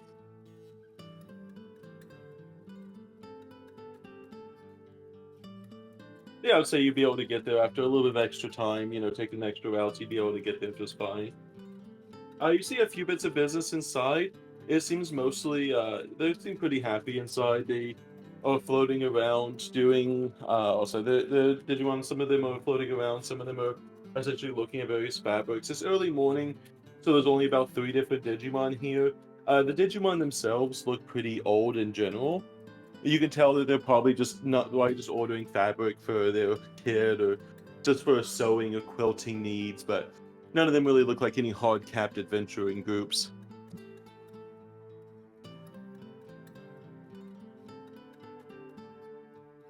Is the owner of the place there?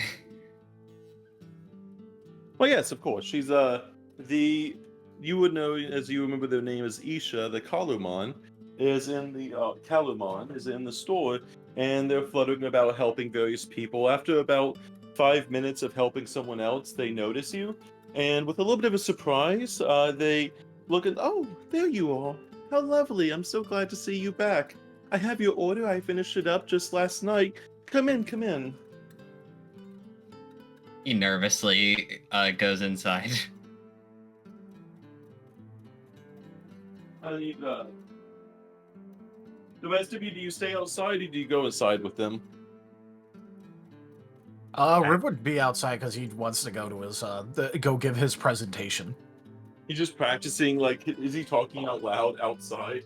Probably like more muttering as like he's just going through his stuff one more time, but Yeah.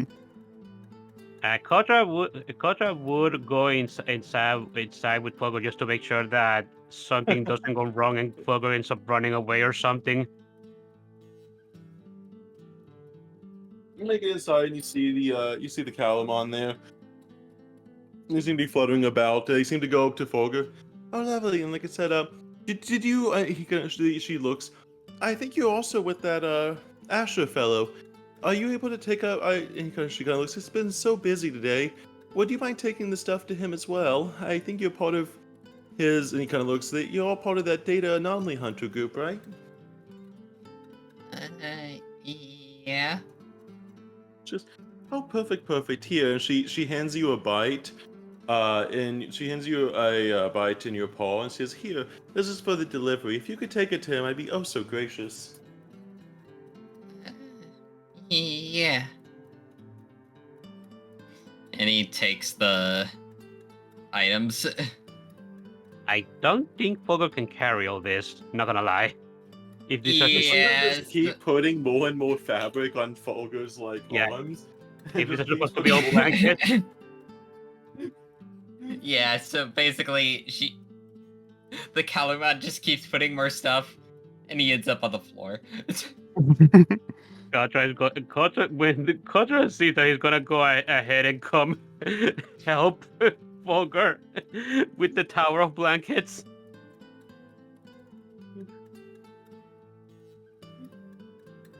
You do notice, Kotor, as there was there was more blankets than Asher and Jace alone. She's handing you not just one blanket, not just two, but several. I think even upwards of 5. Also It's pillows. either 5 or 6. Oh, and pillows as well. She seems to be handing you enough supplies that would, oddly enough, perfectly match your group size. And specifically saying it's under Asher's name. Huh. Wait a sec. Isn't this something that Asher mentioned on last session to Kotora, actually? I think I remember something like that. Do you Yes. do you remember him? Ah.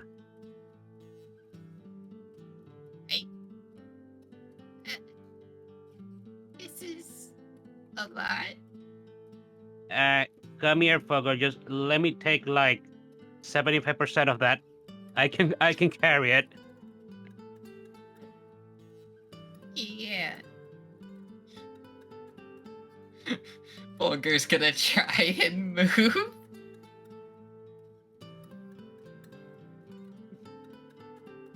Kotora is helping out helping out getting Fogger out of the pile that was burying him. I'm pretty sure. Come on, let's go.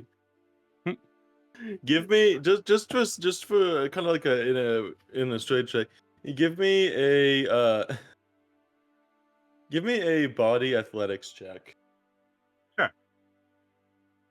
Body Both first. of you can do that. Body first for athletics.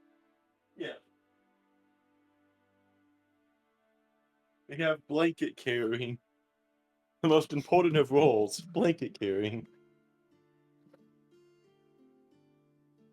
This dice roll will determine your fates.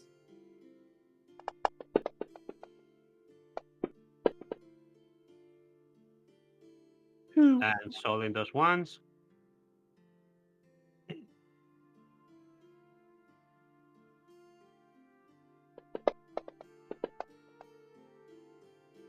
There you Damn. go. You struggle at first, but with Folger and you kind of splitting it halfway between each other, essentially you're able to even it out. You're kind of like, oh, I can handle this much and I can handle this much, and you kind of go back and forth. But you're eventually able to find a good middle ground where both of you are essentially holding equal amounts of weight relative to your size. Yeah. I ended up getting a 4 and Fulgur got a 5. He's technically doing better than me. Funny. Ogre You're like, channel I'll handle 75%. And then he does better. What was that, Haboku? He said Fulgur had channeled some of his Arcus energy. Yeah. But yeah, I would say you'd be able to get to Asher's place, though it's going to be a little bit slower on the way because of the amount of just fluff you're holding. It's not exactly it's not more that you're holding a lot of weight. It's that you're just holding a lot of just bulk for the sake of bulk. Just so much fluff. But you'd be able to make your way. You arrive outside Jace's and Asher's house. You hear some vague kind of talking on the inside, recognizing that at least they are home. But obviously you're on the outside at the moment. Rib goes to knock. He goes to knock immediately. Knock, knock, knock, knock, knock. And Jace will get up and answer the door. Oh, there you guys are. It's probably the funniest image because it's just Riv looking excited with a ton of material. The Fulgur and Kotora just carrying an egregious amount of fabric. Yes. Asher. Asher, Yes? how many blankets did you order? Enough for everyone! Well, they're here. Oh, excellent! Just, And he's coming out. Put those in the corner, I guess. There's... Oh, this is going to be really cramped in my tiny house. Come in. Not everyone gets to live at Jace's. No. No.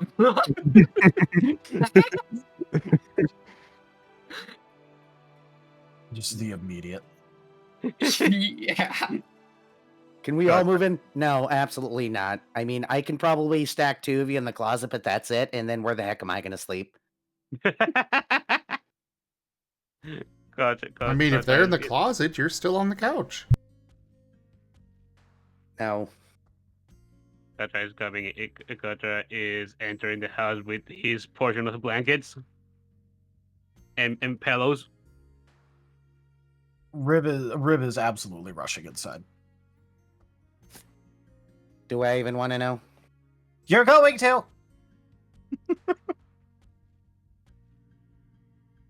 Oh, Vulgar. boy. Fulgur heads inside and puts the blankets next to the door. Kotora does as well. Then Fulgur takes the blanket he ordered out of the pile and puts it on. You notice what looks to everyone else, especially Koto right there. You notice that the blanket that Fulgur has seems to be much nicer than all the others. And actually within the rivets itself, though it looks a little bit deceiving at first, as it looks like there is some sort of almost metal wiring coating it. As you do notice, it looks like it's as flexible as fabric, though. Yeah, it's almost kind of like a little bit of chain, essentially, kind of like a chain kind of along the backing. And it also seems to line up with little tiny, essentially little areas where you can see, like, if holes could be, or essentially you could have the blanket essentially protecting the back of Fulgur itself. It looks like a metal coated blanket. Interesting. All right, I'm making coffee. Anybody want any? Oh, that is the best idea with Riv right there, acting like this. Oh, Riv doesn't get any. Kotora is vehemently shaking his head. Riv will still ask for some. Looks at Riv, shakes his head no. If you Why- have any caffeine, you're going to vibrate out of existence, boy. But why would you offer if you're not going to give it? So you had something to tell us, right? I do. Motions. Easiest distraction ever. The epitome of and moving on from this discussion. Okay, how do I move on from this immediately? Hey, tell me about the thing you were going to tell us about.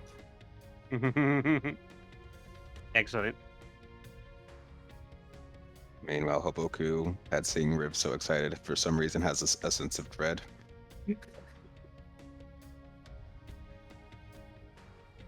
Riv immediately begins to commandeer, because I imagine you guys have, like, you know, effectively, like, a single table. The kitchen table, yes. Yeah, the kitchen table, yeah. Riv is just starting to, like, commandeer more and more area of the kitchen table.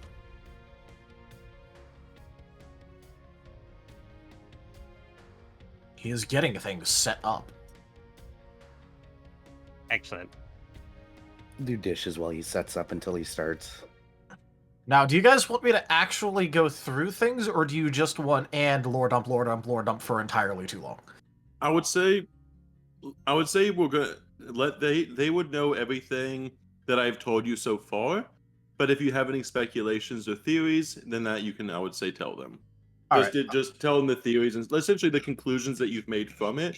But they would know at baseline the information that I gave you so far. All right. He'd also include a lot of the information he got from Han, by the way. Yes.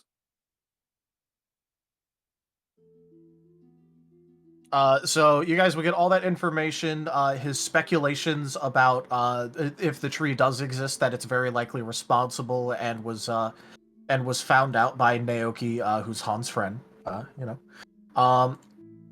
The whole data being exchanged and being creating an active link, that sort of stuff.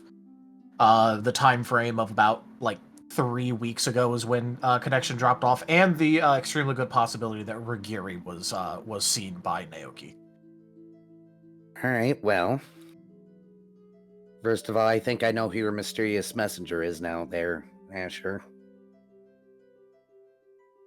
I guess we're having this discussion now. I don't trust that in any way whatsoever. Then I can go by myself, but I'm still gonna go. No. Okay, look, if he's only able to contact Han through literally exchanging their data, how is he contacting you in an entirely different town with no form of connection?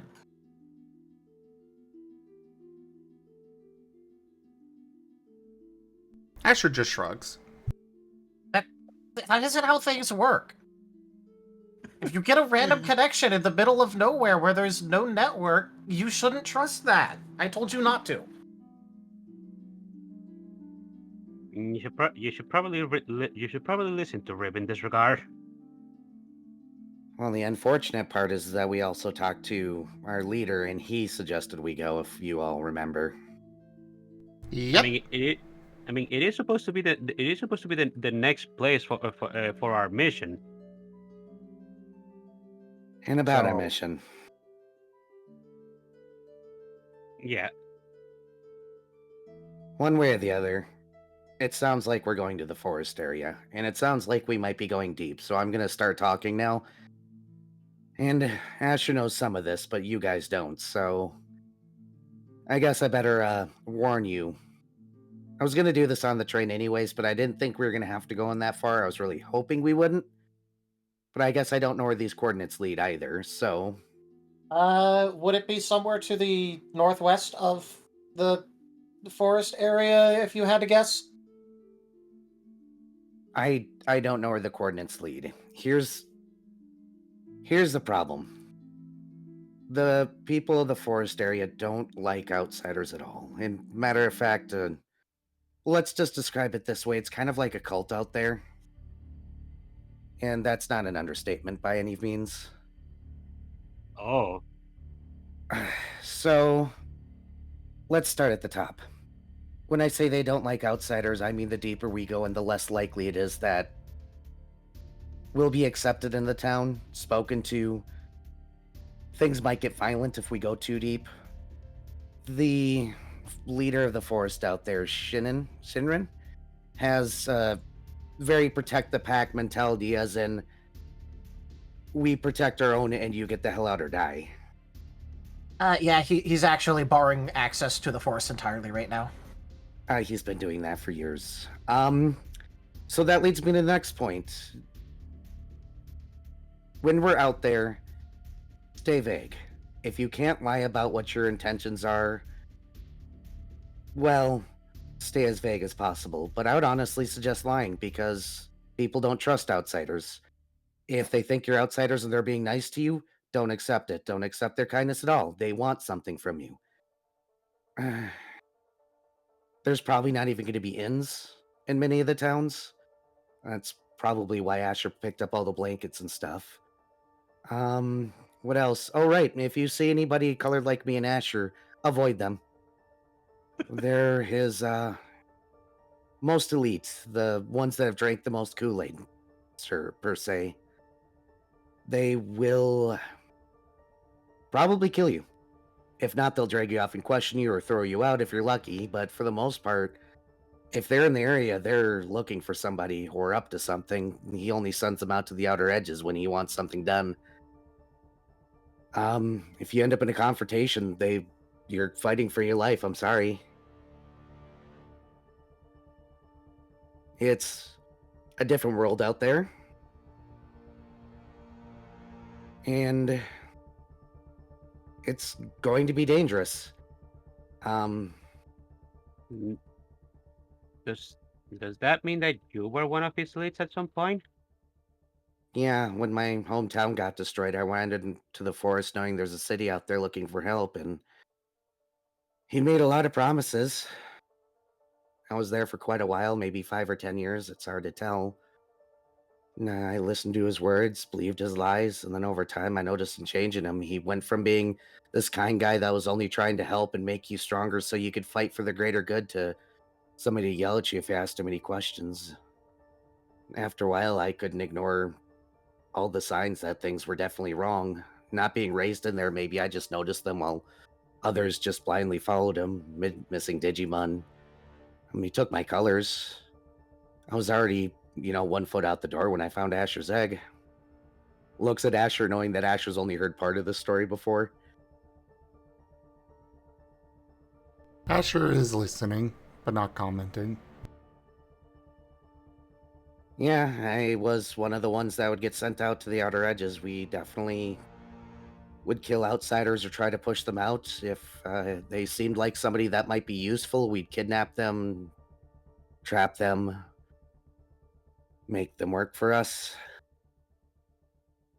Sometimes introduce them to our leader, our lovely, fearless leader, whom would drag them into a private room, and sometimes they'd come out and sometimes they wouldn't. Sometimes they'd come out completely changed.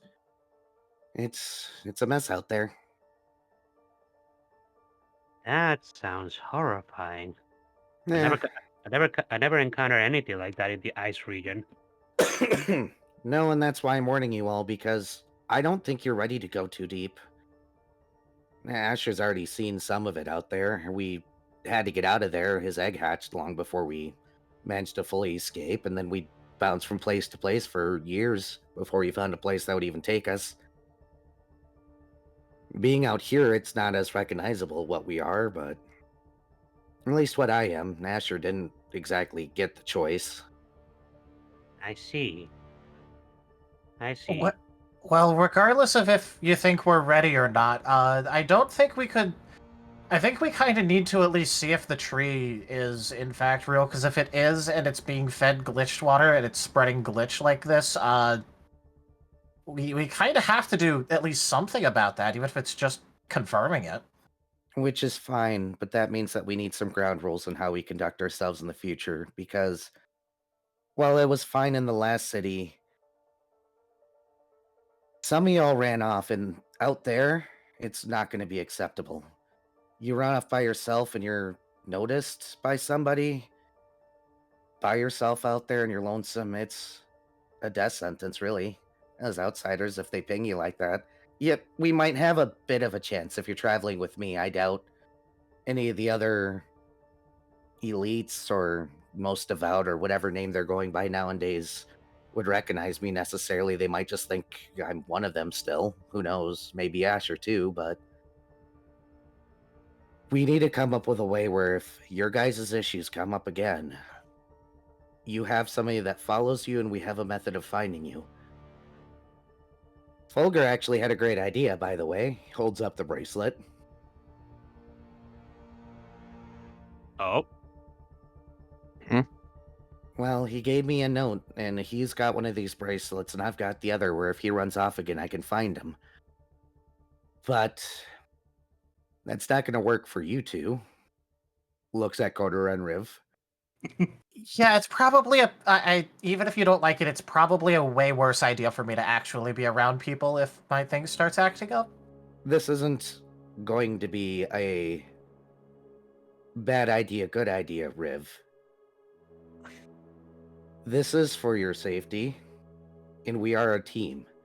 If you can't trust us to help you and stand by you and, protect you through these things, Then you should probably just stay here. Okay, look, Reconsider being part of a team.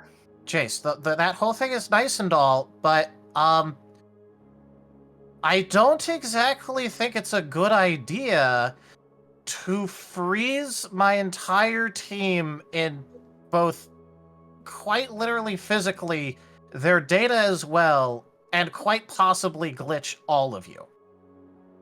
So what you're saying is that you consider yourself too much of a threat to us.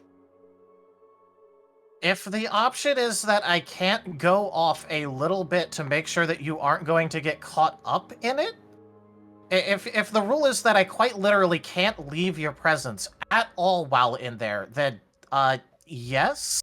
That isn't what I'm saying. Well, What you're I'm saying s- that I can't go off and I'm do the saying thing. that you need to take somebody with you that can be close, and that we need a method of finding you, because if you run off into danger, we may not be able to help. The forest zone isn't like everywhere else where you can run off and probably be safe. If anything tries to attack me while I'm having my problem, I think it's going to have a much bigger problem when it gets inside the radius. But Riv, after you're done with that, you're going to be vulnerable, way vulnerable. I mean, I don't need to go off that far. I just went off that far because I didn't want to do it near a town. But you do see that what Jace is saying does make sense, right? I'm suggesting we come up with a plan for handling these situations better in the future, instead of you just running off with no words and no heads up as to what's going on. We need to have a Well, I plan. told people that I was leaving.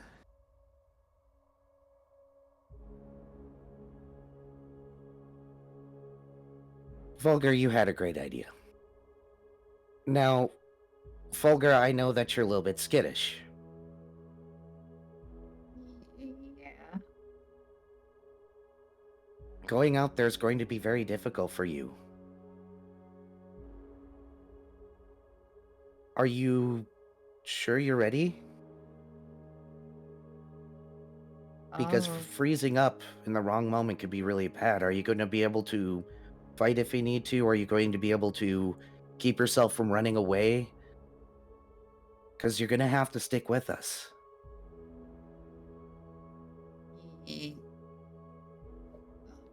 I'll probably be near the group. Alright. Do you want to name somebody that you can trust if things get too much for you, that can possibly go with you somewhere a little bit more quiet? He points at you. Oh, me it is then. Alright. You do know that the bracelet is at least removable, so you can always interchange bracelets, whoever has it. It's not tied to your wrist, or like, it's not like attuned or anything. Alright, well, if need be, I can always pass the bracelets on to somebody else. There bracelets is one thing, though. And that is? If Arcus comes out, he's not gonna know what's going on. We can explain it to him then, that's fine. Maybe write a journal or something? Yeah, I was just about to write a note, just in case. We can also put it in one of the video diary things later on, but that doesn't help right now. But in the future, we can also include video diary stuff on it if he likes the idea of it too. Yeah. Alright. What about you, Kotora? Do you have somebody in the party that you trust that you would like to go with you in case your thing comes up again? I mean, I would say I mean, Rib, of course, but if he's not available, I would imagine maybe Haboku. Yeah. Haboku will nod. You probably would notice that he actually looks pretty focused and serious right now. Riv, do you have anybody in the party that you trust to be close by in case something happens? I mean, I'm fine if anyone in the party is close by in case something happens.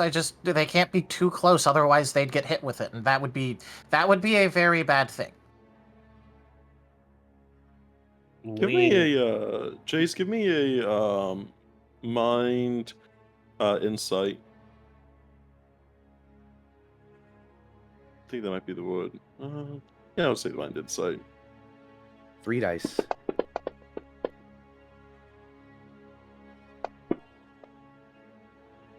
I'm souling that one. No, we're done with this tonight.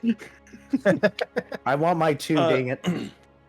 I would say with the with that whole you as you try to remember back, you were there whenever Riv was doing their thing initially, as obviously Riv wasn't really in the mental state to kind of memorize what was going on.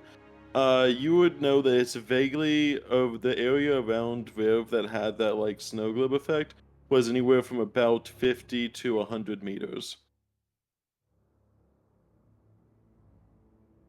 In a area around them. Yep.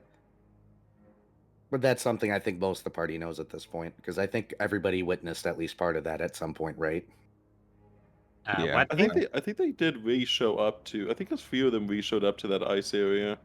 Yeah, because when 'Cause Kotora Kotora went went there, out they that got way. to see the radius of the ice area when Kotora went to it. Yeah.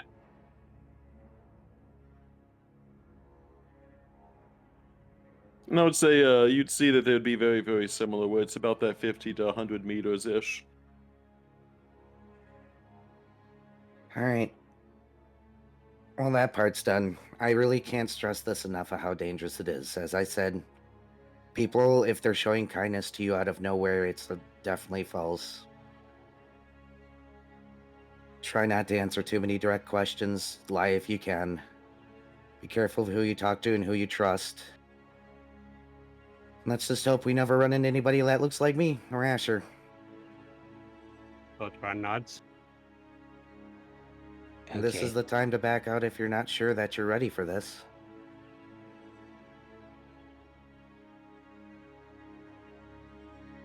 Haboku will say nothing. I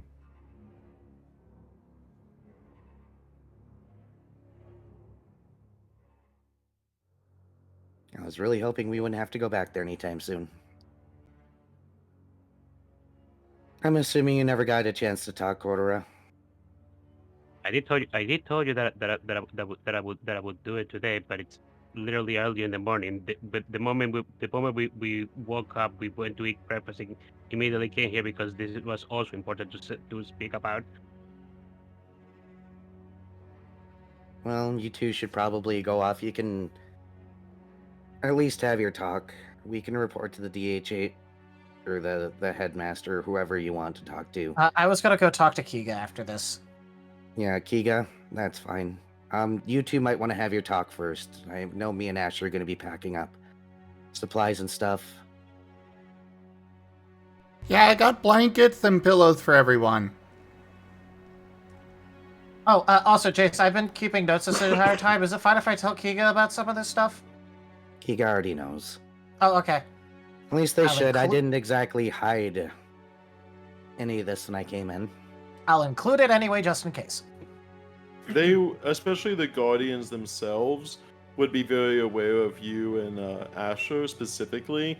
You could almost just instinctively assume that they would know about you guys, but knowing that why you guys are here, they could safely assume. There's no way a Guardian wouldn't know about another Guardian's domain at that level. And any questions, comments, concerns, specific information that you guys want? Since I'm already kind of throwing it all out on the table anyways. I mean, I always like information, but it might be more helpful when we start getting closer to the forest area, because then you could actually, like, point out things with examples. All right. Haboku will raise a paw. Yes, Haboku. And did it what they did to you have something to do with your arm? No. The Digimon that took my arm is the same one that destroyed my home village. Okay. Haboku will nod. Wish I could say it'd be two birds with one stone then, but no, unfortunately the reason why I even went to the forest in the first place is because my hometown was destroyed. Leveled to the ground. And it was a nowhere town anyway, so it's not like anybody noticed it. It was a long time ago now.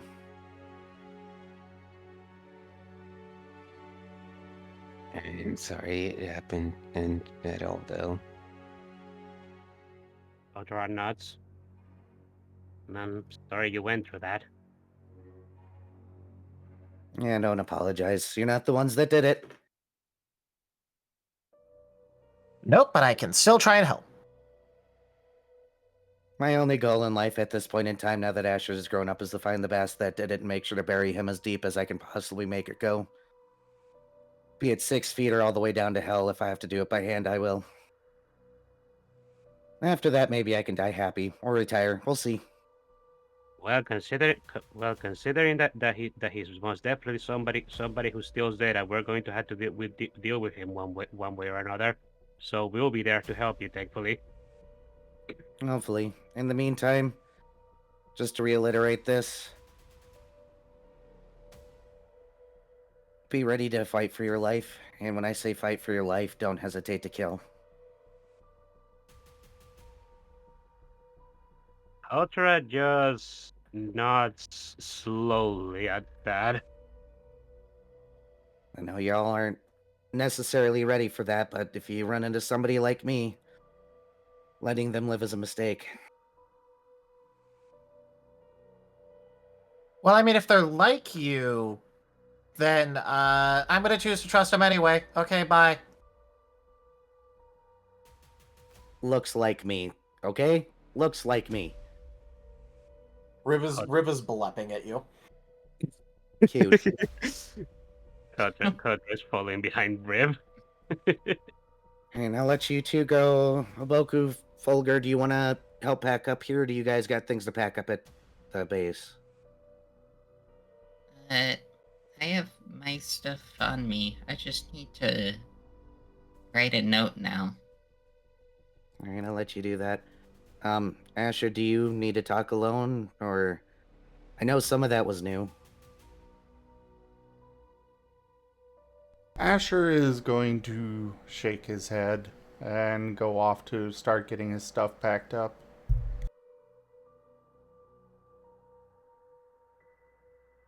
Everything Haboku has that he considers valuable should be in his cloak. Himself in his own body. Self-empowerment. Jace will stand up and begin to pack as well. Just to make sure you're not mad at me, right, buddy? No? Why would I be? Just making sure. Paranoid, you know how it is. Okay, back to packing.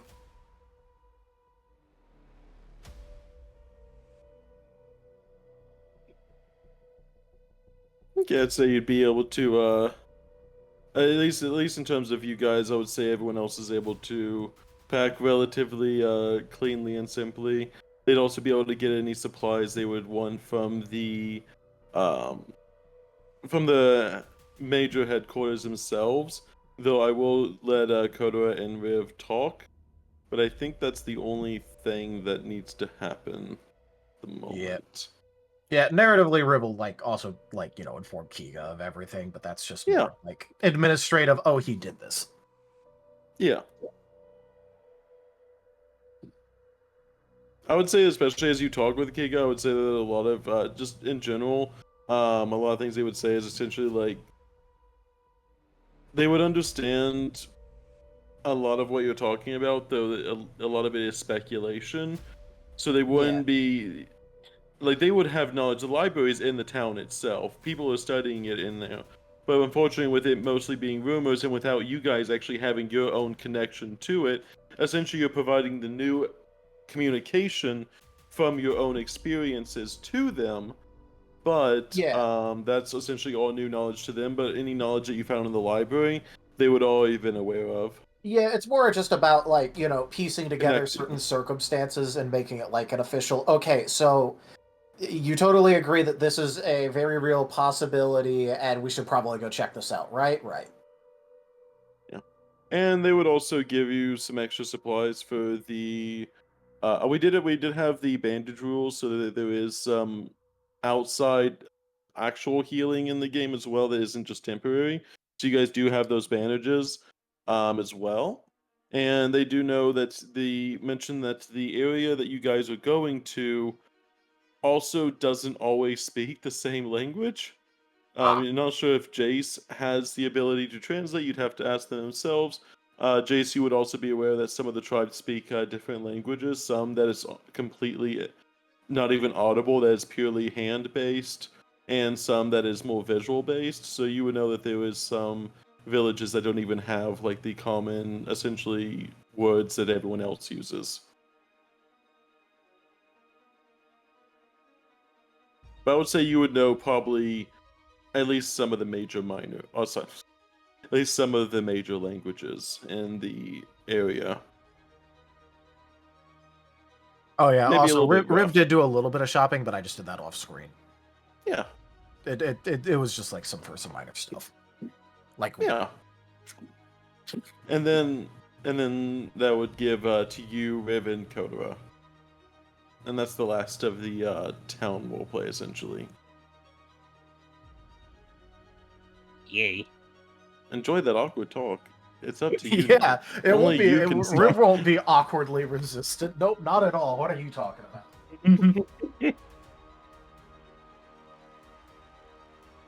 You I have would 2 hours to talk.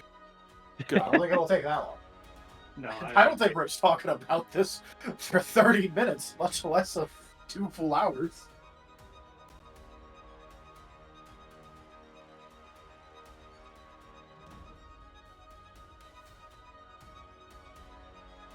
Well, it'd definitely be Kotora initiating it, so. Who would you like to do this at? I was remaining I was remaining silent for a moment for the ambience because that's just what I imagine the two of them are doing when they go back to the room. I imagine this is like in the middle of them, like, making sure everything's nice and packed up and everything. Mm-hmm. As they're packing, they're just like, we need to talk while packing. Yeah. Kotora would just be like, we need to talk, Riv. Do we? Do we really? So Riv, Oh, yeah, Kotora? we need to talk. We need to actually discuss these things. Like the weather? No, not the weather.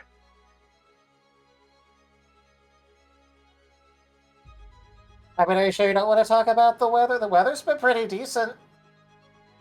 Yeah, the weather has been great here. Do you like this? Do you like the weather in this location? It's a bit warmer than I'm used to, but it's pretty decent, yeah. Mm-hmm.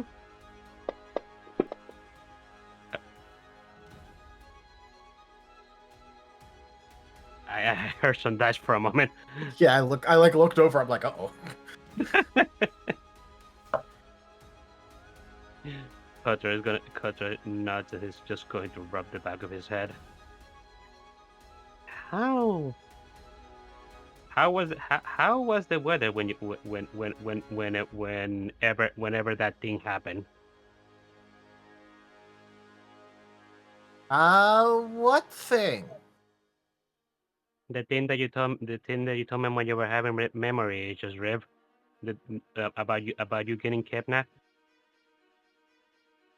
Ah, that. I wasn't outside of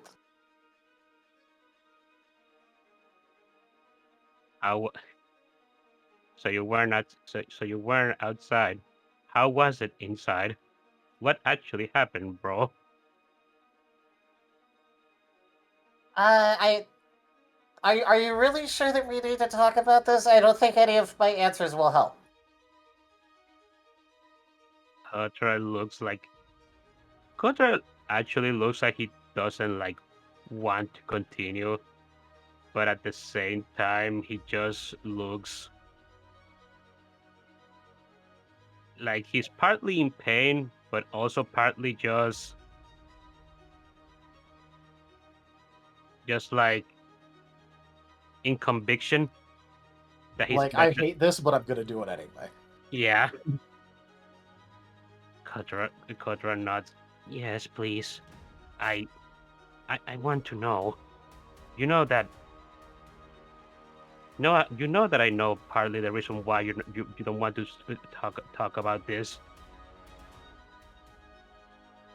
I mean, I just don't think it'll help considering it already happened. I know, but I want to know. You know. I don't want to be kept in the dark about this. I am your brother.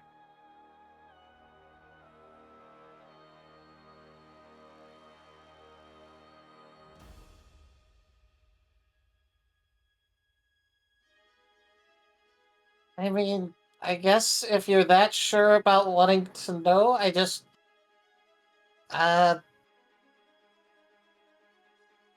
really think it won't help. And I just want you to know that before you keep asking things.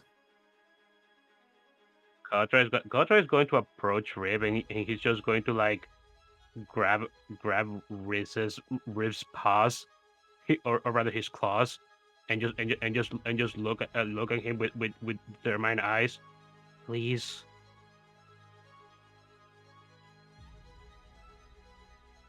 Okay. So you know how I really like spending time in ruins? Yeah, I know. I've gone to ruins a few times with you. I believe this is like the first time I've let you go along in one. Yeah, that a few months ago with that. So here's the thing. I was, exploring around and doing some things, and on my digipad that I made, one day a connection from nowhere showed up with someone who was being talking about how they were a researcher too, and we talked a lot about the various things that were going on and that I was finding. And you know how a couple of months ago the whole glitch outbreak started happening? Kotora nods. Oh, about a month before that, I kind of found out that it was gonna happen, and I told the other researcher that was on my data pad, and that they really wanted to meet up with me to talk about it and see what I found. And it turns out it wasn't. Well, they were a researcher, but not in the good way. Kotora looks mortified as he's kind of slowly collecting the dots. Wait, was the person you were in communication with actually like one of the somebody that's one of the causes for the outbreak? They wanted to recruit me, and I told them no, so they kidnapped me. Kotora's body suddenly begins to just heat up. Okay, Kotor, this is why I said I didn't think it would help. I didn't think this would help in any way, actually. Kotora is letting go of Ray for a moment, and just he's closing his eyes and taking a big deep breath as he's trying to make his own body cool down. I am not going. I am not going to let the anger make the anger the anger blow up like that. Just keep going, bro. Are you okay? Are you actually really sure? Because it gets so much worse. I am sure.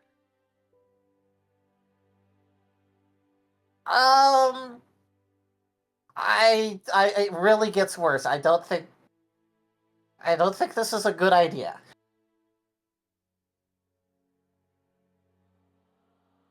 Are you really that sure?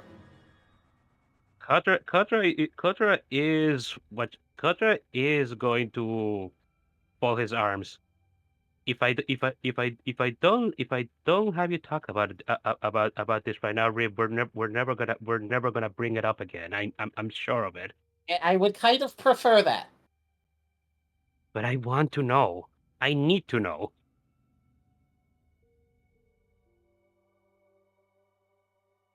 Okay, so they kind of really wanted to recruit me, and so they decided that if I was going to say no, then they'd do their best to make it so that way I wasn't able to say no anymore. And they kind of really wanted me because I might be able to naturally pull data out of things, including other Digimon. Kotora blinks at that, and he's looking like he's thinking for a moment as he nods. Ah, And so that's what that was when we were fighting. So we were fighting Ragiri. I kind of wasn't thinking about it, and I just wanted to get your data back. Kotora is rubbing the back of his head. For how long have you been able to do this, brother? A while, but I kind of figured it was a really bad idea to talk about it. Well, yeah, of course it's a bad idea. That's not a skill that people take kindly of. If I have known, then I would have said that we can never talk about it ever again. Which is why I didn't talk about it. But I understand, but I would have liked to have known. But okay. So what happened after?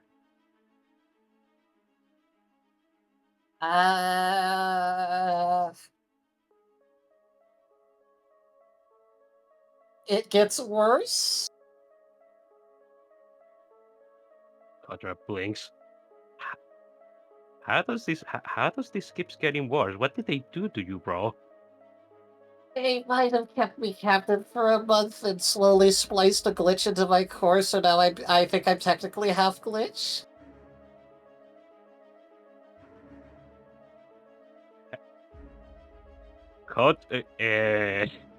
You know how Kotora's body was heating up before? Yeah. Now, okay, now I think when Ribs says that I think flames just began emanating out of Kotora at that point. Black flames, to be specific. Lev might not have actually believed in anesthetics either.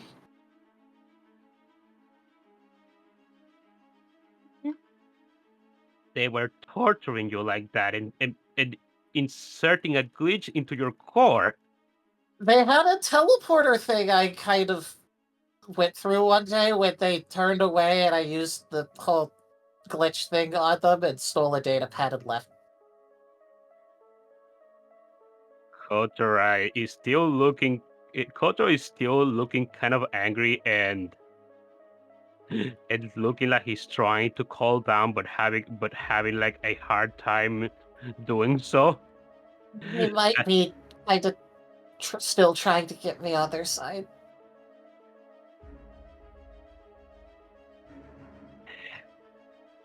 So that's where that other telepath was from. It all makes sense now. And I kind of after the teleporter thing, it might have kind of the glitch data might have kind of seamlessly melded with me, so I kind of can't do anything about it. Kotora looks down And the flames around him just seem to like they just seem to keep growing as he says that, as he's looking down. So I might not technically be a Digimon anymore. I'm not sure. Kotora just he's going to begin like he's going to actually begin like laughing at that moment.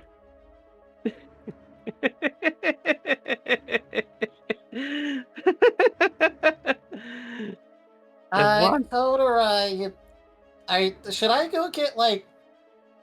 We have they mentioned we had therapists, but should I go get one of those? The Riv. trauma. The one time I let you go alone on one of our expeditions, and this happens. Well, at least I didn't get hurt from the ruin itself. I did say I wouldn't get hurt from the ruin. You're right, and I'm very proud of you for that. But still, I am flabbergasted, and also partly still very impressed that you managed to turn things around on them, but also flabbergasted, and I am having a very, very, very hard time processing all of this. Should I go get one of the trauma people? I could go get one of the trauma people. Maybe. I am also maybe bring me some food. I feel like I'm getting hungry. Also, Okay. give me a D100, Kotora.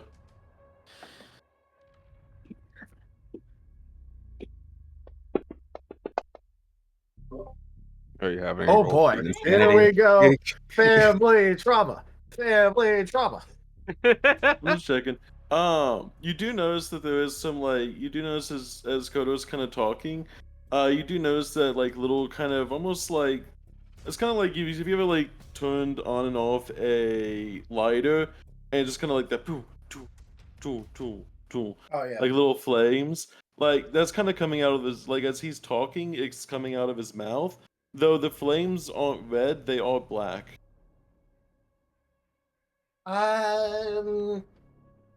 Kotora. Yes, bro. I was just kind of gonna ignore all the black flame stuff because I figured that was part of whatever happened with you, but you're kind of the fire's kind of starting and stopping in your mouth a lot, and I don't know if you know that. Kotora suddenly just stops moving for a moment, and he tries to like rub at his mouth to look at to try it and grab the black flames.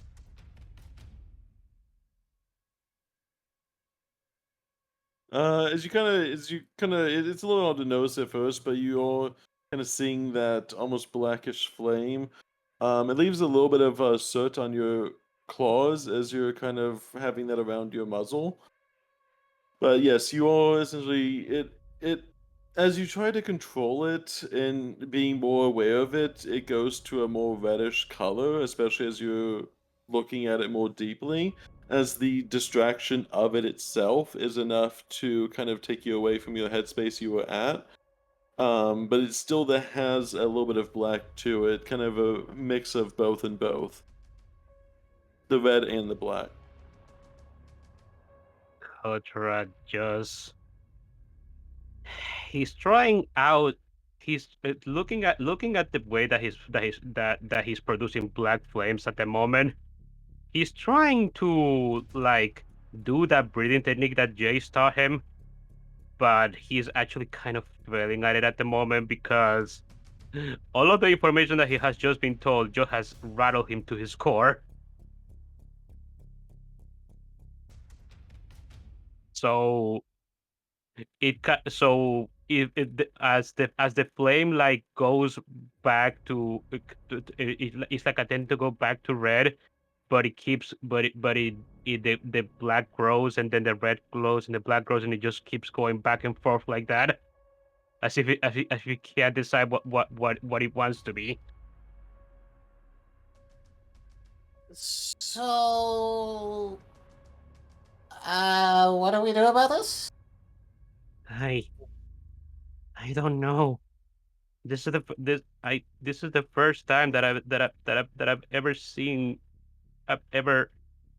This is the first time that he's ever acted up like this. So should we not be in the middle of town right now? We're not running. We can't run away after the conversation that we had with Jace. But is there anybody? Is there any? Immediately leaves again. Is there leaves again. is there any, is there is there any medical stuff that in here that could help with this? Unfortunately, they wouldn't know about this because I myself didn't know about this until we were at that other town. It was the first time that it's ever acted up like this for me. I could try cooling you down. I don't know if that's a good idea or not. That's probably a bad idea, but I could definitely try it. Well, you know, when I went to have my big blowout when we were back at that other town, I actually went to the patch of snowland that you ended up making in the middle of the greenery, and when I exploded while I was in there, it ended up just going back to neutral. So maybe, I mean, it's worth a shot.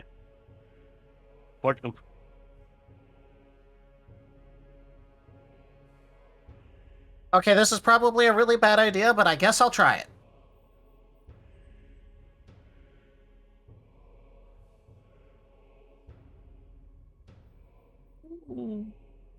Let's see. Go. Well, he's got one boost die left, so he'll use that. Da da da da. Nice. 1, 2, 3, 4, 5, 6, 7 for trying to freeze. I'll Oh say yeah, also with he the gains 3 exhaustion. as one does. As one does. I would say as you do try to freeze them, essentially having that cold wash over them, it is a sense of it's not something that you are used to with anyone else. It doesn't feel like it is how it's happened before. It almost acts very. Whenever you try to cool them down, it almost like it's like this back and forth where it's like you are beginning to feel hot, Kotora is beginning to feel cold. It feels like you guys are essentially mix mashing your own, essentially kind of partially that glitch data as well as some of your own data as well. And you end up feeling not cold and not hot. It seems that whatever you're doing to each other seems to actually provide a neutral temperature, almost like a very, very neutral. What's the good word? But essentially, like a very Equilibrium? baseline temperature. Equilibrium, Like, that's what I'm looking yeah. for. So horribly uncomfortable for both of them. Got it. Yeah. Yeah. It is essentially like, it's like, Kotora, you are feeling not cold, but it is essentially a chilled breeze for you. And Riv, it is like being out directly in the sun for you. It is having that moment of your body essentially exchanging these equilibrium with each other, and you reach a baseline where neither of you feel on the high end of either of your peaks, but you also don't feel on the low end either. You've essentially stabilized each other. Rib is just gonna go. This feels horribly uncomfortable, actually. Kota's gonna say the same, but is it actually making so that the black plates are not appearing anymore? Actually, give me a D100, Riff. Is this making it worse? Let's see it make it worse. Give me 100, maybe. Oh, only 19. Oh, 19.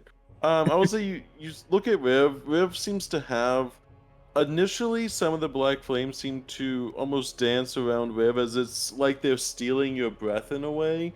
As you're exhaling, it feels like part of your core is essentially leaving your body and then kind of mixing between theirs. It's a sight that neither of you have really fully seen or explored with each other.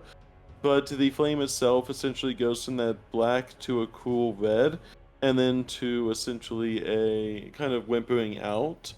And there isn't really much between you two at that point, where it was initially, but the equilibrium has set and the black flames are no longer producing, especially since the fact that you are being more calmed down by this matter. Kotora gives a bit of a long sigh, as even though he's feeling room temperature at the moment, and that's actually incredibly uncomfortable for the both of them, he is glad that the black flames are not longer appearing. Okay, I think that actually worked. Okay, good, because if I have to keep this up any longer, I think I was actually probably gonna have to sleep for a day again. No, you can stop. Come on. And No, I- Riv will put a stop to it and just sigh as he suddenly lost a good chunk of energy. I will say, due to the equilibrium effect, you're only fatigued 2 instead of 3, only because of who you're targeting. Okay, cool. It's part of the equilibrium. Nice. Because, yeah, every time he does that, he gets 3 exhaustion. On one hand, powerful effect. On the other hand, Riv go nappy afterwards. Okay. Well, since you ended up telling me your story, I suppose I should be telling you what happened to me. Although it wasn't as grandiose of an escapade as your escape.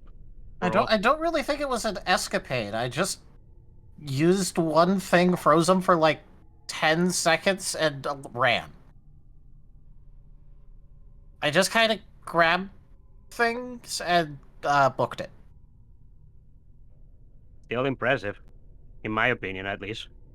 It really wasn't that impressive. I just used it while their back was turned and escaped. Talking about backs being turned, actually. Kotora is with when Kotora says that he's removing his whatchamacallit, his coat. And he what were you gonna say? Oh no, it was just Riv making the noise as he sees Kotora doing that. Yeah. And he's going to like put his coat down for a moment and just turn around so that Riv can see his back, and then Riv is going to see that Kotra just has a very bad very bad scar on his back. Riv's gonna look between Kotora's back and like the pelt. And like I'm assuming the pelt is undamaged. Yeah, the pelt is on damage. Okay, so you didn't get like stabbed in the back or something. So what happened? Honestly, I can't say I remember at all.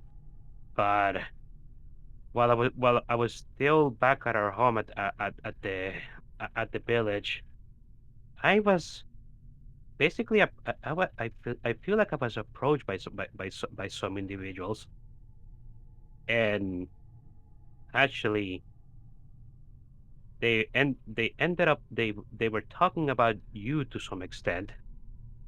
I don't remember how exactly the conversation went. It all feels kind of blurry to me, but at some point I lost consciousness because and all I can remember was quite the excruciating pain. And when I woke up, the people were gone as if they never there in the first place. But when I when I when I when I came to, I just had this incredible amount of pain in my body, and eventually I noticed that I just had this long injury along my back.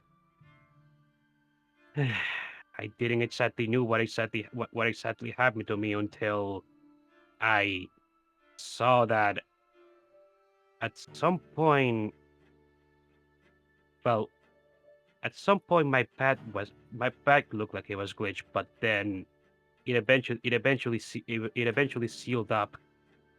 So I knew it was a glitch. I knew it was something related to a glitch of some sort, but up until the our time in the village, I didn't even exactly knew what my glitch was.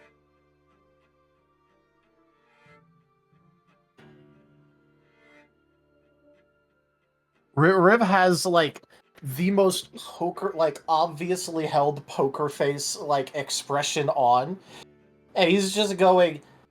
They were interested in me, and so they attacked and experimented on my brother. If Kotora had ears, they would drop at the moment, as he says. You know, that may actually make sense. There may have been people from the same organization or whatever, If same they were group. talking about me and then glitched you, then I don't know who else it would be. It makes the most sense, doesn't it? I am going to go and find them.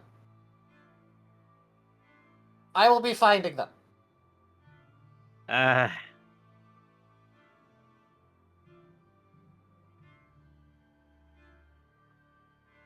Kotora seems like he wants to object, but but he knows that he knew that this would be Rip's reaction when he learned about this, and Kotora also knows that once Rip says his mind to something like this, there's no talking him out of it.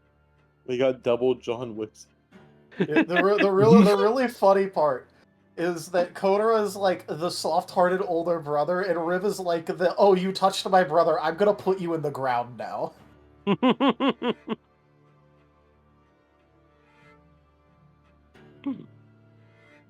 Fuck with him all you want. You touched his brother, no, bad, into the ground. He wasn't even considering revenge against the person who kidnapped him, but the people who hurt his brother, oh boy. Yeah. To be entirely fair, I feel Kotor is feeling pretty much the same towards the people that kidnapped Riv. Woohoo! Antagonist swap, brotherly things. Let's go. Kotor is just going to give a bit of a sigh. Yes, yeah, and this is the reason why I didn't want to bring it up myself. But you told me your thing, so it's only fair that I told you mine's. Well, you're the one who made me tell, so. I know, but you know, I suppose since we are part of the data anomaly hunters, it might be people these peoples are all about the glitch thing. It's probably gonna be people that we're gonna have to deal with anyways down the road. So I kind of joined because I thought that I'd at least get to help people against the thing, because I kind of felt bad because I could have warned people like a month early before the outbreak happened if I didn't trust Lev. That's the name they were going by the way. They were calling themselves Lev. Kotra nods and rubs the back of his head. Yeah, and the reason I came here is because I wanted to see if I could find some sort of cure about this before you came back home. So you didn't have to worry for me. Yeah. Fat chance that was, but when it's considering we ended up on the same thing coincidentally. Yeah.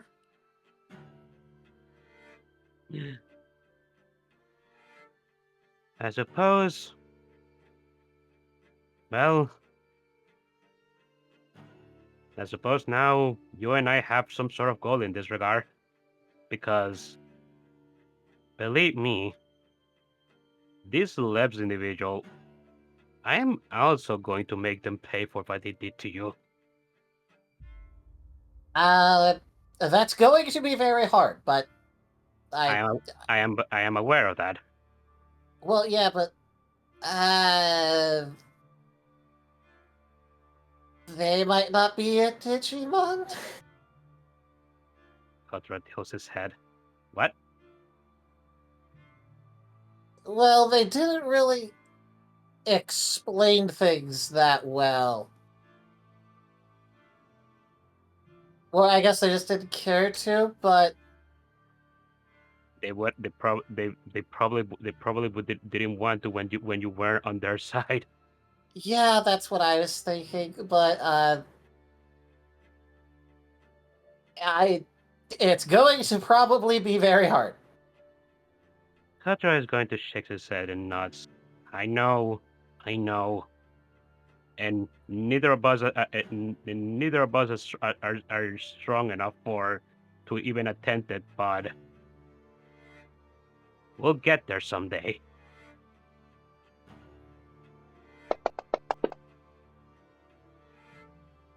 Oh boy, mystery dice. You hear a knock at the door. Housekeeping. Can you come back in like 10 minutes? We're packing up and leaving. I come back. You hear shuffling. Okay, well, the only thing that I really know for sure is so they were going by Lev when they talked to me, but I think that's just short for their full name. But I don't know if it's a title or their actual name, because it's the kind of name where it could be both. I see. I suppose we'll just have to figure out. I suppose we'll just have to figure it out. Yeah, so if you ever meet someone going by Leviathan, probably don't immediately go after them. Kotora grits his teeth. Noted. Don't immediately research them or something a bit. Just don't run off after them. It's a bad idea. Okay. I will if you promise me to also not immediately go trying to what are the words? As long as you don't I promise to not do it as long as you don't immediately go after the people that ended up doing this to me. If I end up recognizing them. Okay, but if I see them, I'm immediately trying to freeze them. Kotra's gonna give Riv a deadpan expression. I said if I see them. So do you want me to cover your eyes? No. Kotra is gonna go over to Riv and just giving a big hug.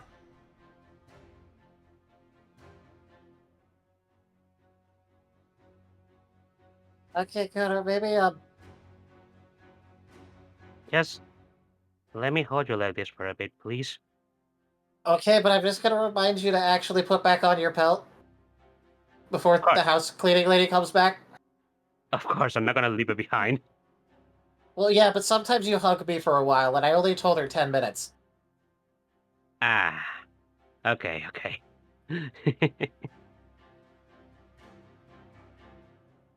I think that'd be a good place to end the scene, unless Riv has something else. Oh yeah, no, Riv ain't talking more. Yeah, I think y'all are good. I'd say it's getting close to the time. You have maybe an hour and a half before the train arrives. If there's any last minute stops. Oh, actually, yeah, there is something that I wanted to do once we go and head back, because yeah, what's up? I mean because my glitch was acting up again. So I wanted, Yeah. I want if we're going to head back to Jace and Asher's place, I want to ask Asher. I want to ask Yes. Asher if he can try to scam me again, because Yeah, he asked you can me do that. to let him do that last time.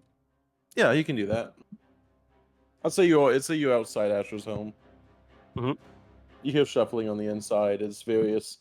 I'm sure they're packing and the like. You hear enough shuffling. Also, Haboku's there as well.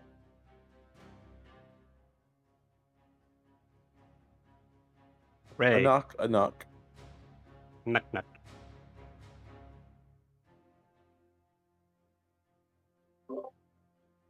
But nobody came. I will answer.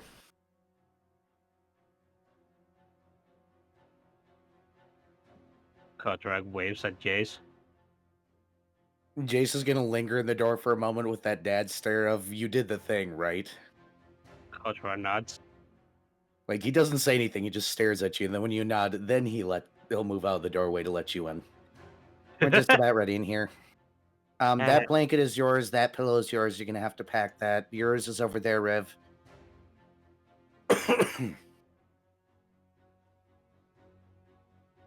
Rib is just gonna glance between Jace and Kotor for a couple of seconds before actually going to like pack up the stuff.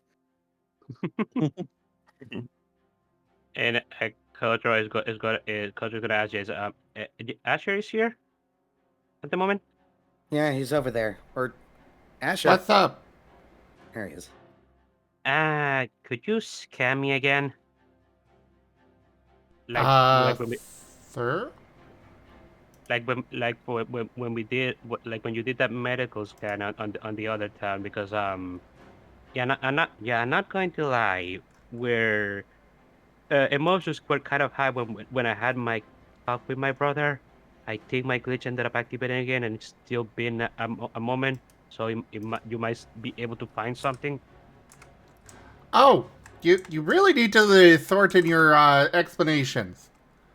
He's gonna do the defrag refrag.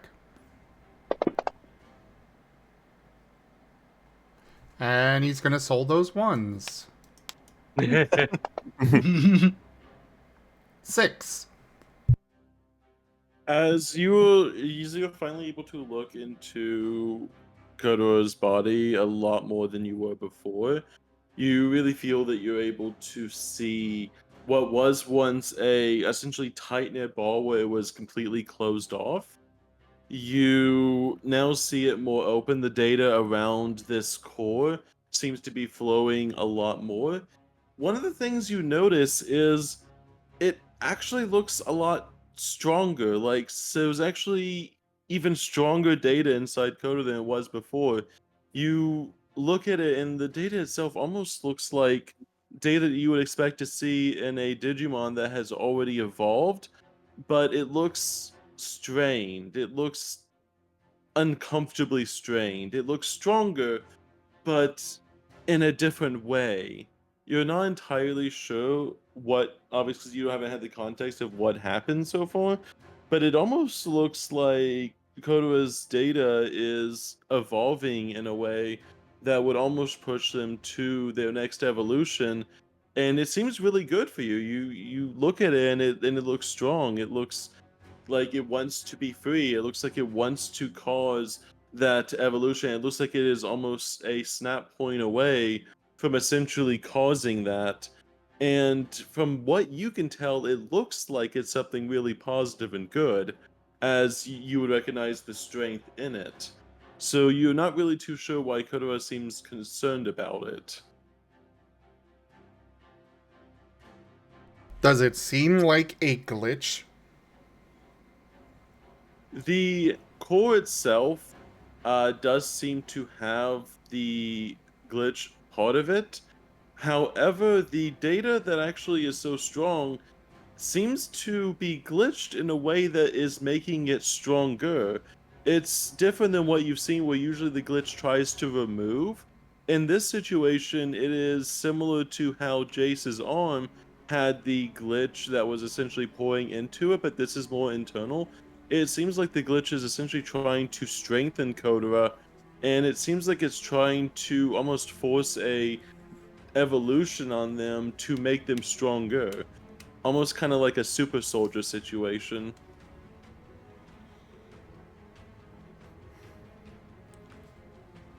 Huh.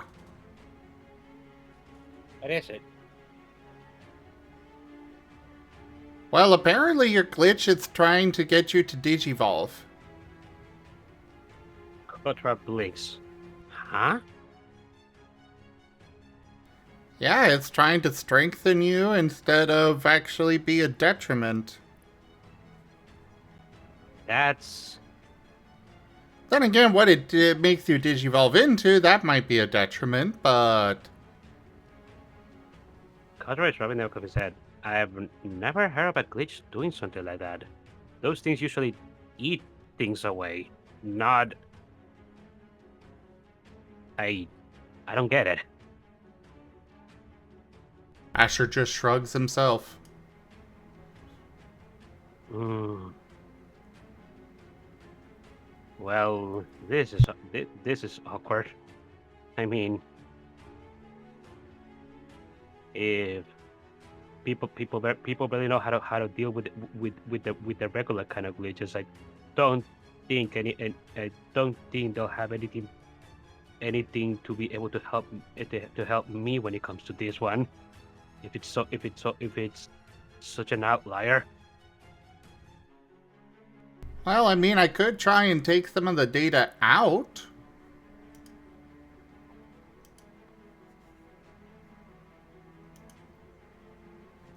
But Cool. it definitely does not look to be harmful to you in any way.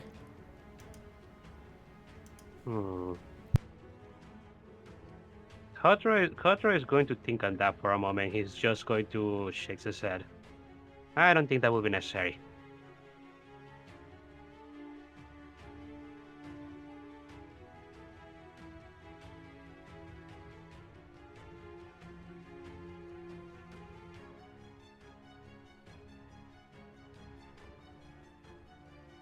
Well, it's Nope. ultimately up to you here. Like, all I know is what I am seeing here.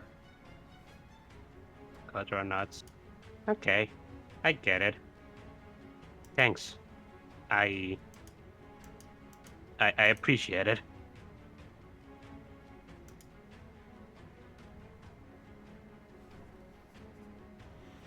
Asher's just gonna kind of shrug and nod. Kotora nods and gets a bit of a sigh as he's going to go ahead and just pack up his blanket and pillow.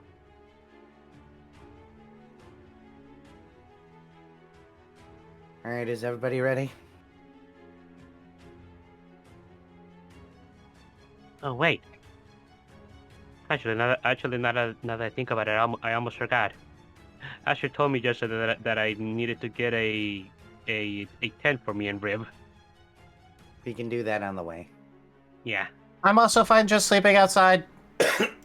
Oh, by the way, Kotora, while you were talking, getting checked out, I folded your blanket and all that so you can put it away easier. Thank you, bro. I wouldn't recommend sleeping outside. It's the forest. It rains a lot. Yeah.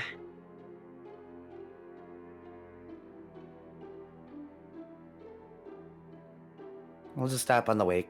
Let's get moving. Thanks to a certain other game, I know that small tents are apparently called pup tents. Pop. P-O-P. It's P-U-P from what I see. Honey, a pup tent is something completely different than a pop tent. I hate to burst your bubble. A pop tent is a small single-person tent. A pup tent is something very different, and I'm going to let you look that up on your own. It looks like This my net situation. is failing.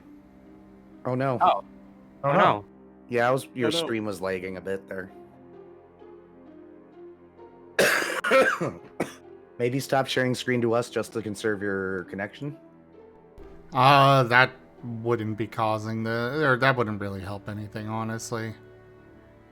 Okay. Although, actually, funnily enough, partial temporary tents, there is an actual type of that is called a pup tent. I found it because of Pathfinder 2e. Pathfinder 2e pup tent is an item you can buy. That's weird because in It's- real life, a pup tent is usually a tent for children or dogs. It Yeah, does so say there it's is two that, people. It's a but there two-person is tent. actually a different one that is called a pup tent. I will have to look it up because in all my years of camping, I never ran into one of them. Yeah, apparently it's a two-person tent according to what I'm seeing. I only heard of it because of Pathfinder 2e, so they might have also just misspelled it too as well. I wouldn't put it past them. So It's also in the core rulebook. you ever hear of a half shelter or a shelter? Yeah, I'm familiar with the half shelter. Yeah, so a nickname for that is called pup tent in things. So I wonder if that's a military term. It is. I think It it is. is. It says it's a USW W2 pup tent. Cool. So would you like a pup tent for you and Tal? Or for you and Viv? I guess. You can now share a pup tent with Viv. Hooray.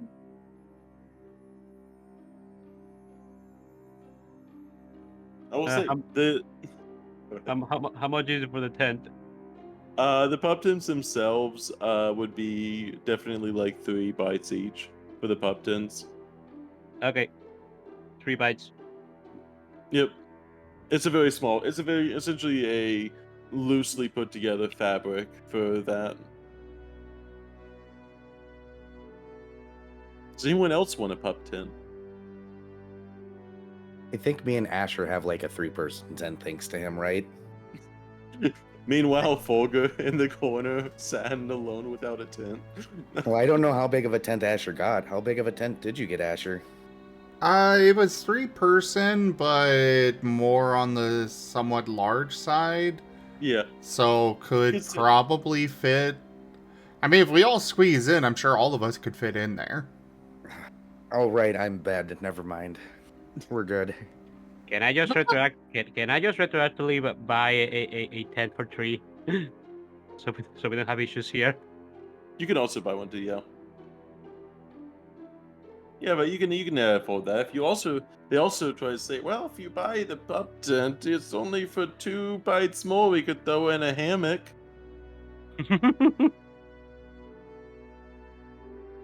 You wouldn't want to be so close to the ground. Things crawl on the ground. Would you like the hammock as well? Will Folger like hammocks? Sleeping, that would be a question, Folger. What do you think Folger would like sleeping in a hammock? I don't know about Folger, but Arcus might. Okay, sure. Well, I'll you get it. decide for both of them, so Yeah. Okay, sure, I'll get it. And of course, with the hammock for only a byte more, you could have a cover for the top of the hammock. You wouldn't want to get rained on in there. Oh no. Kotora, where are we going to hang up a hammock? Well, it's a forest zone. We'll be fine. Sir, enough upselling, please. We're in a rush. Yeah, Serta, cut I appreciate the effort, but you can't upsell that like that. That's not how it works. how much is it for the hammock? Hammock is 2 bytes, and then the pup tent is 3.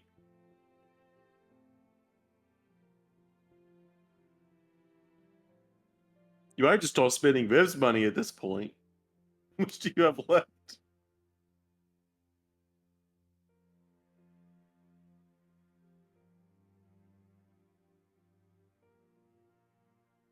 I have 28.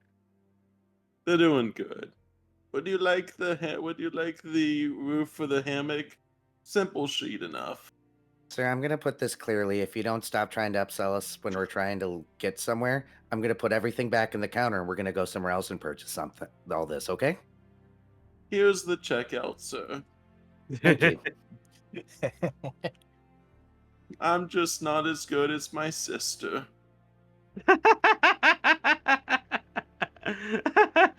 Oh God. Have you Jake's met her? using the do She's you a want our money lovely or not? woman. Kotor is the moment he hears about this woman's sister, Kotor is just booking it out. Enjoy the tent. Jace sighs while walking out.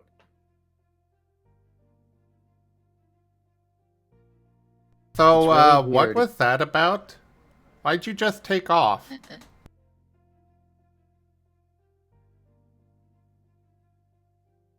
That must. Kotor is just like grasping for breath after he leaves the store. Okay, I'm pretty sure that Digimon and the Angemon Mon from the library are sisters. Either that or that's just just a gigantic coincidence. But I don't want to be I don't want to keep bargaining with them. So, word to the wise. If they start trying to upsell you, just say no. And if they keep pushing, just put the stuff back in the counter and go to leave. Noted.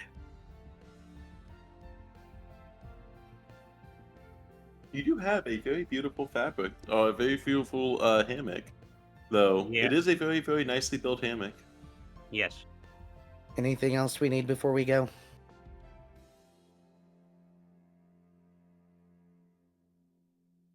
All right, children, to the train station. Straight station we go. You arrived there a little bit, unless Ashley, you say something? Alright.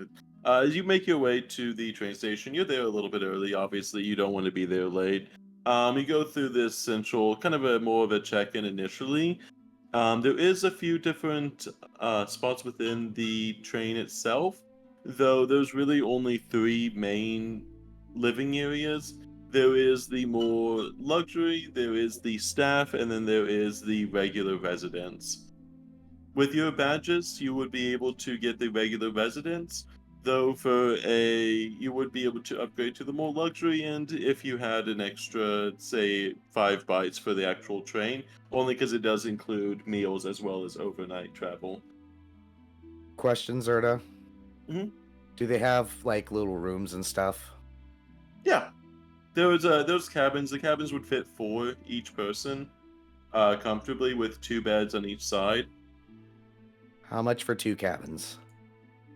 2 cabins if you're going for the more luxury, it would just be about 10 bytes in total for the 2 cabins of higher end, the lower luxury apartments.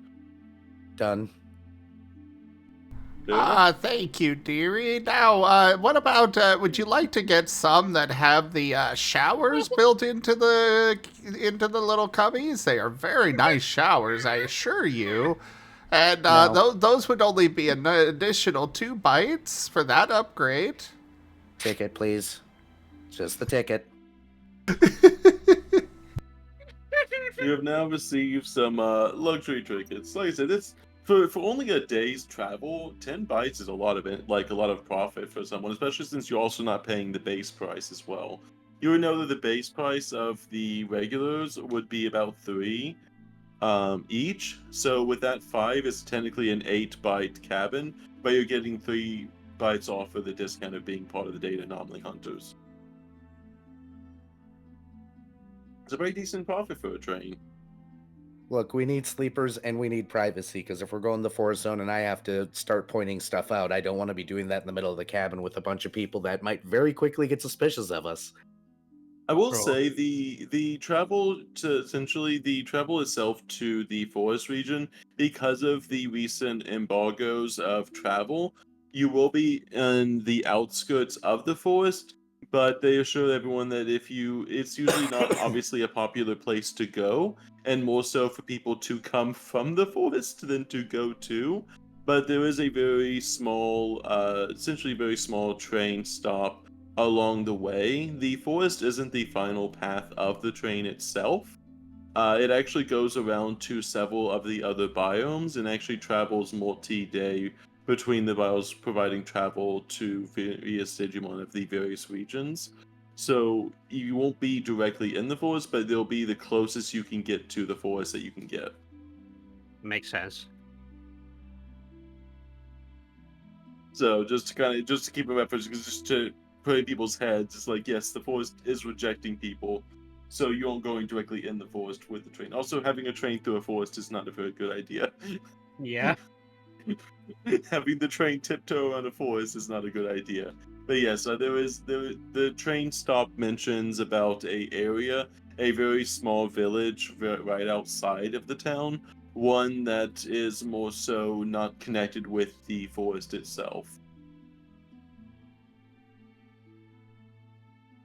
But I will have train travel next session. Ray. And I also have a train schedule that everyone is totally going to read, right? I will. I will. Everyone's going to read the train itinerary, right? Riv will. Nope. I might. Might. Riv's gonna be the only one that's like, here's a contract. Yay, my favorite. Oh boy, my favorite. I mean, Kotora might just learn it just from listening to Rip talk about it. I mean, Jace is probably going to stay in his room. I do have some fun group activities planned on the train that you can be involved in. Oh boy, group activities. Ooh. Unless that rich guy happens to be on the train, and then we're playing a different game for the entire train ride. Like, how can I make this person's life as nasty and annoying as he probably makes other people's lives? That's Nobody yeah, wants yeah, to we're play that game. Yeah, I'd say we're definitely getting on that. And then, yeah, Lisa, we'll start next session with you essentially stepping onto the train and then finding the rooms. And I have a whole thing planned for the train and everything. So we are officially back on track. Roll credits. No. God dang it! No. What, you can't do the title of the movie and then roll credits? I get it. He wants to be able to listen to the full Riv lecture. Yes. Let's have it.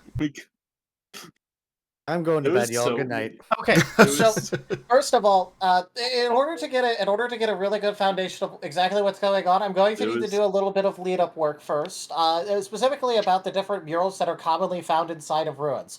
Now, as we all He know, has so ruins many are notes. actually very, very interesting because of the unknown nature of a lot of its contents. But through careful study as well as cross-referencing between various different ruins, we're actually capable of seeing multiple different common trends between them. A horn So as you begins can to see blare, in cutting Figure off A all of here, your you can words, see Riv. that this particular ruin showcases in its mural a pair of figures that we're going to get very familiar with, and I want to point out one that's technically a little bit later down the timeline that I'm going to be going through here first, because it shows both of the key figures that we're looking at, as well as certain defining qualities. Now here you can actually see that this figure is who I will be referring to as Figure A for the duration of this, is currently Figure holding A. a spear that actually has a very important shape at the bottom, which we will be getting to later. But in the background here, you can actually see a quadrupedal figure that's also going to be a very common figure that is displayed through multiple of these. Now, one thing to keep in mind is that many of these different murals actually have are separated into different regions, which means this figure was not just a localized figure inside of one of these ruin-making cultures, and instead is actually showing up in multiple of them, which means that they are actually well-traveled in the past. Jesus, now, Tal. continuing I think we're on, good. in the I back, think we're good, Tal. you do realize I would have kept going. Yeah, yeah. I was gonna cut off it a little bit. I know you would have kept going, honestly. Oh, I know. I was know it okay kept with going. it. I mean, if he's gonna keep going, I'm still going to bed because I'm not needed anymore. And All I've right. heard all this in other ways. Thank you, I will say- everybody, for joining us today for Data Anomaly Hunter's Scar, as well as this Hard Marten stream. Check out our website, zgfgaming.com. We've got links for our Discord, Telegram, Mastodon, Blue Sky, Patreon, and more. There on the website, as well as down in the description below through our link tree. Thank you to my patrons, tippers, and subscribers. It is your support that keeps this channel alive and going. I cannot do this without your guys' help and your support, so thank you. Consider becoming a patron over at patreon.com/zgfgaming. It's one of the best ways to support the channel, though you can also do so by sharing the stream around, picking up packs of cards to stream loots, using our Humble Bundle partner link, or by commissioning one of the artists that I manage for, such as Conrad, who is joining us today doing a 3D model, which he is open for commissions. All those details are at zgf.art. Just message me if you would like one. But for now, thank you so very much for joining, everybody, and I bid you the most fondest adieu. Bye bye. Bye Bye, bye. everyone. Bye bye. Right.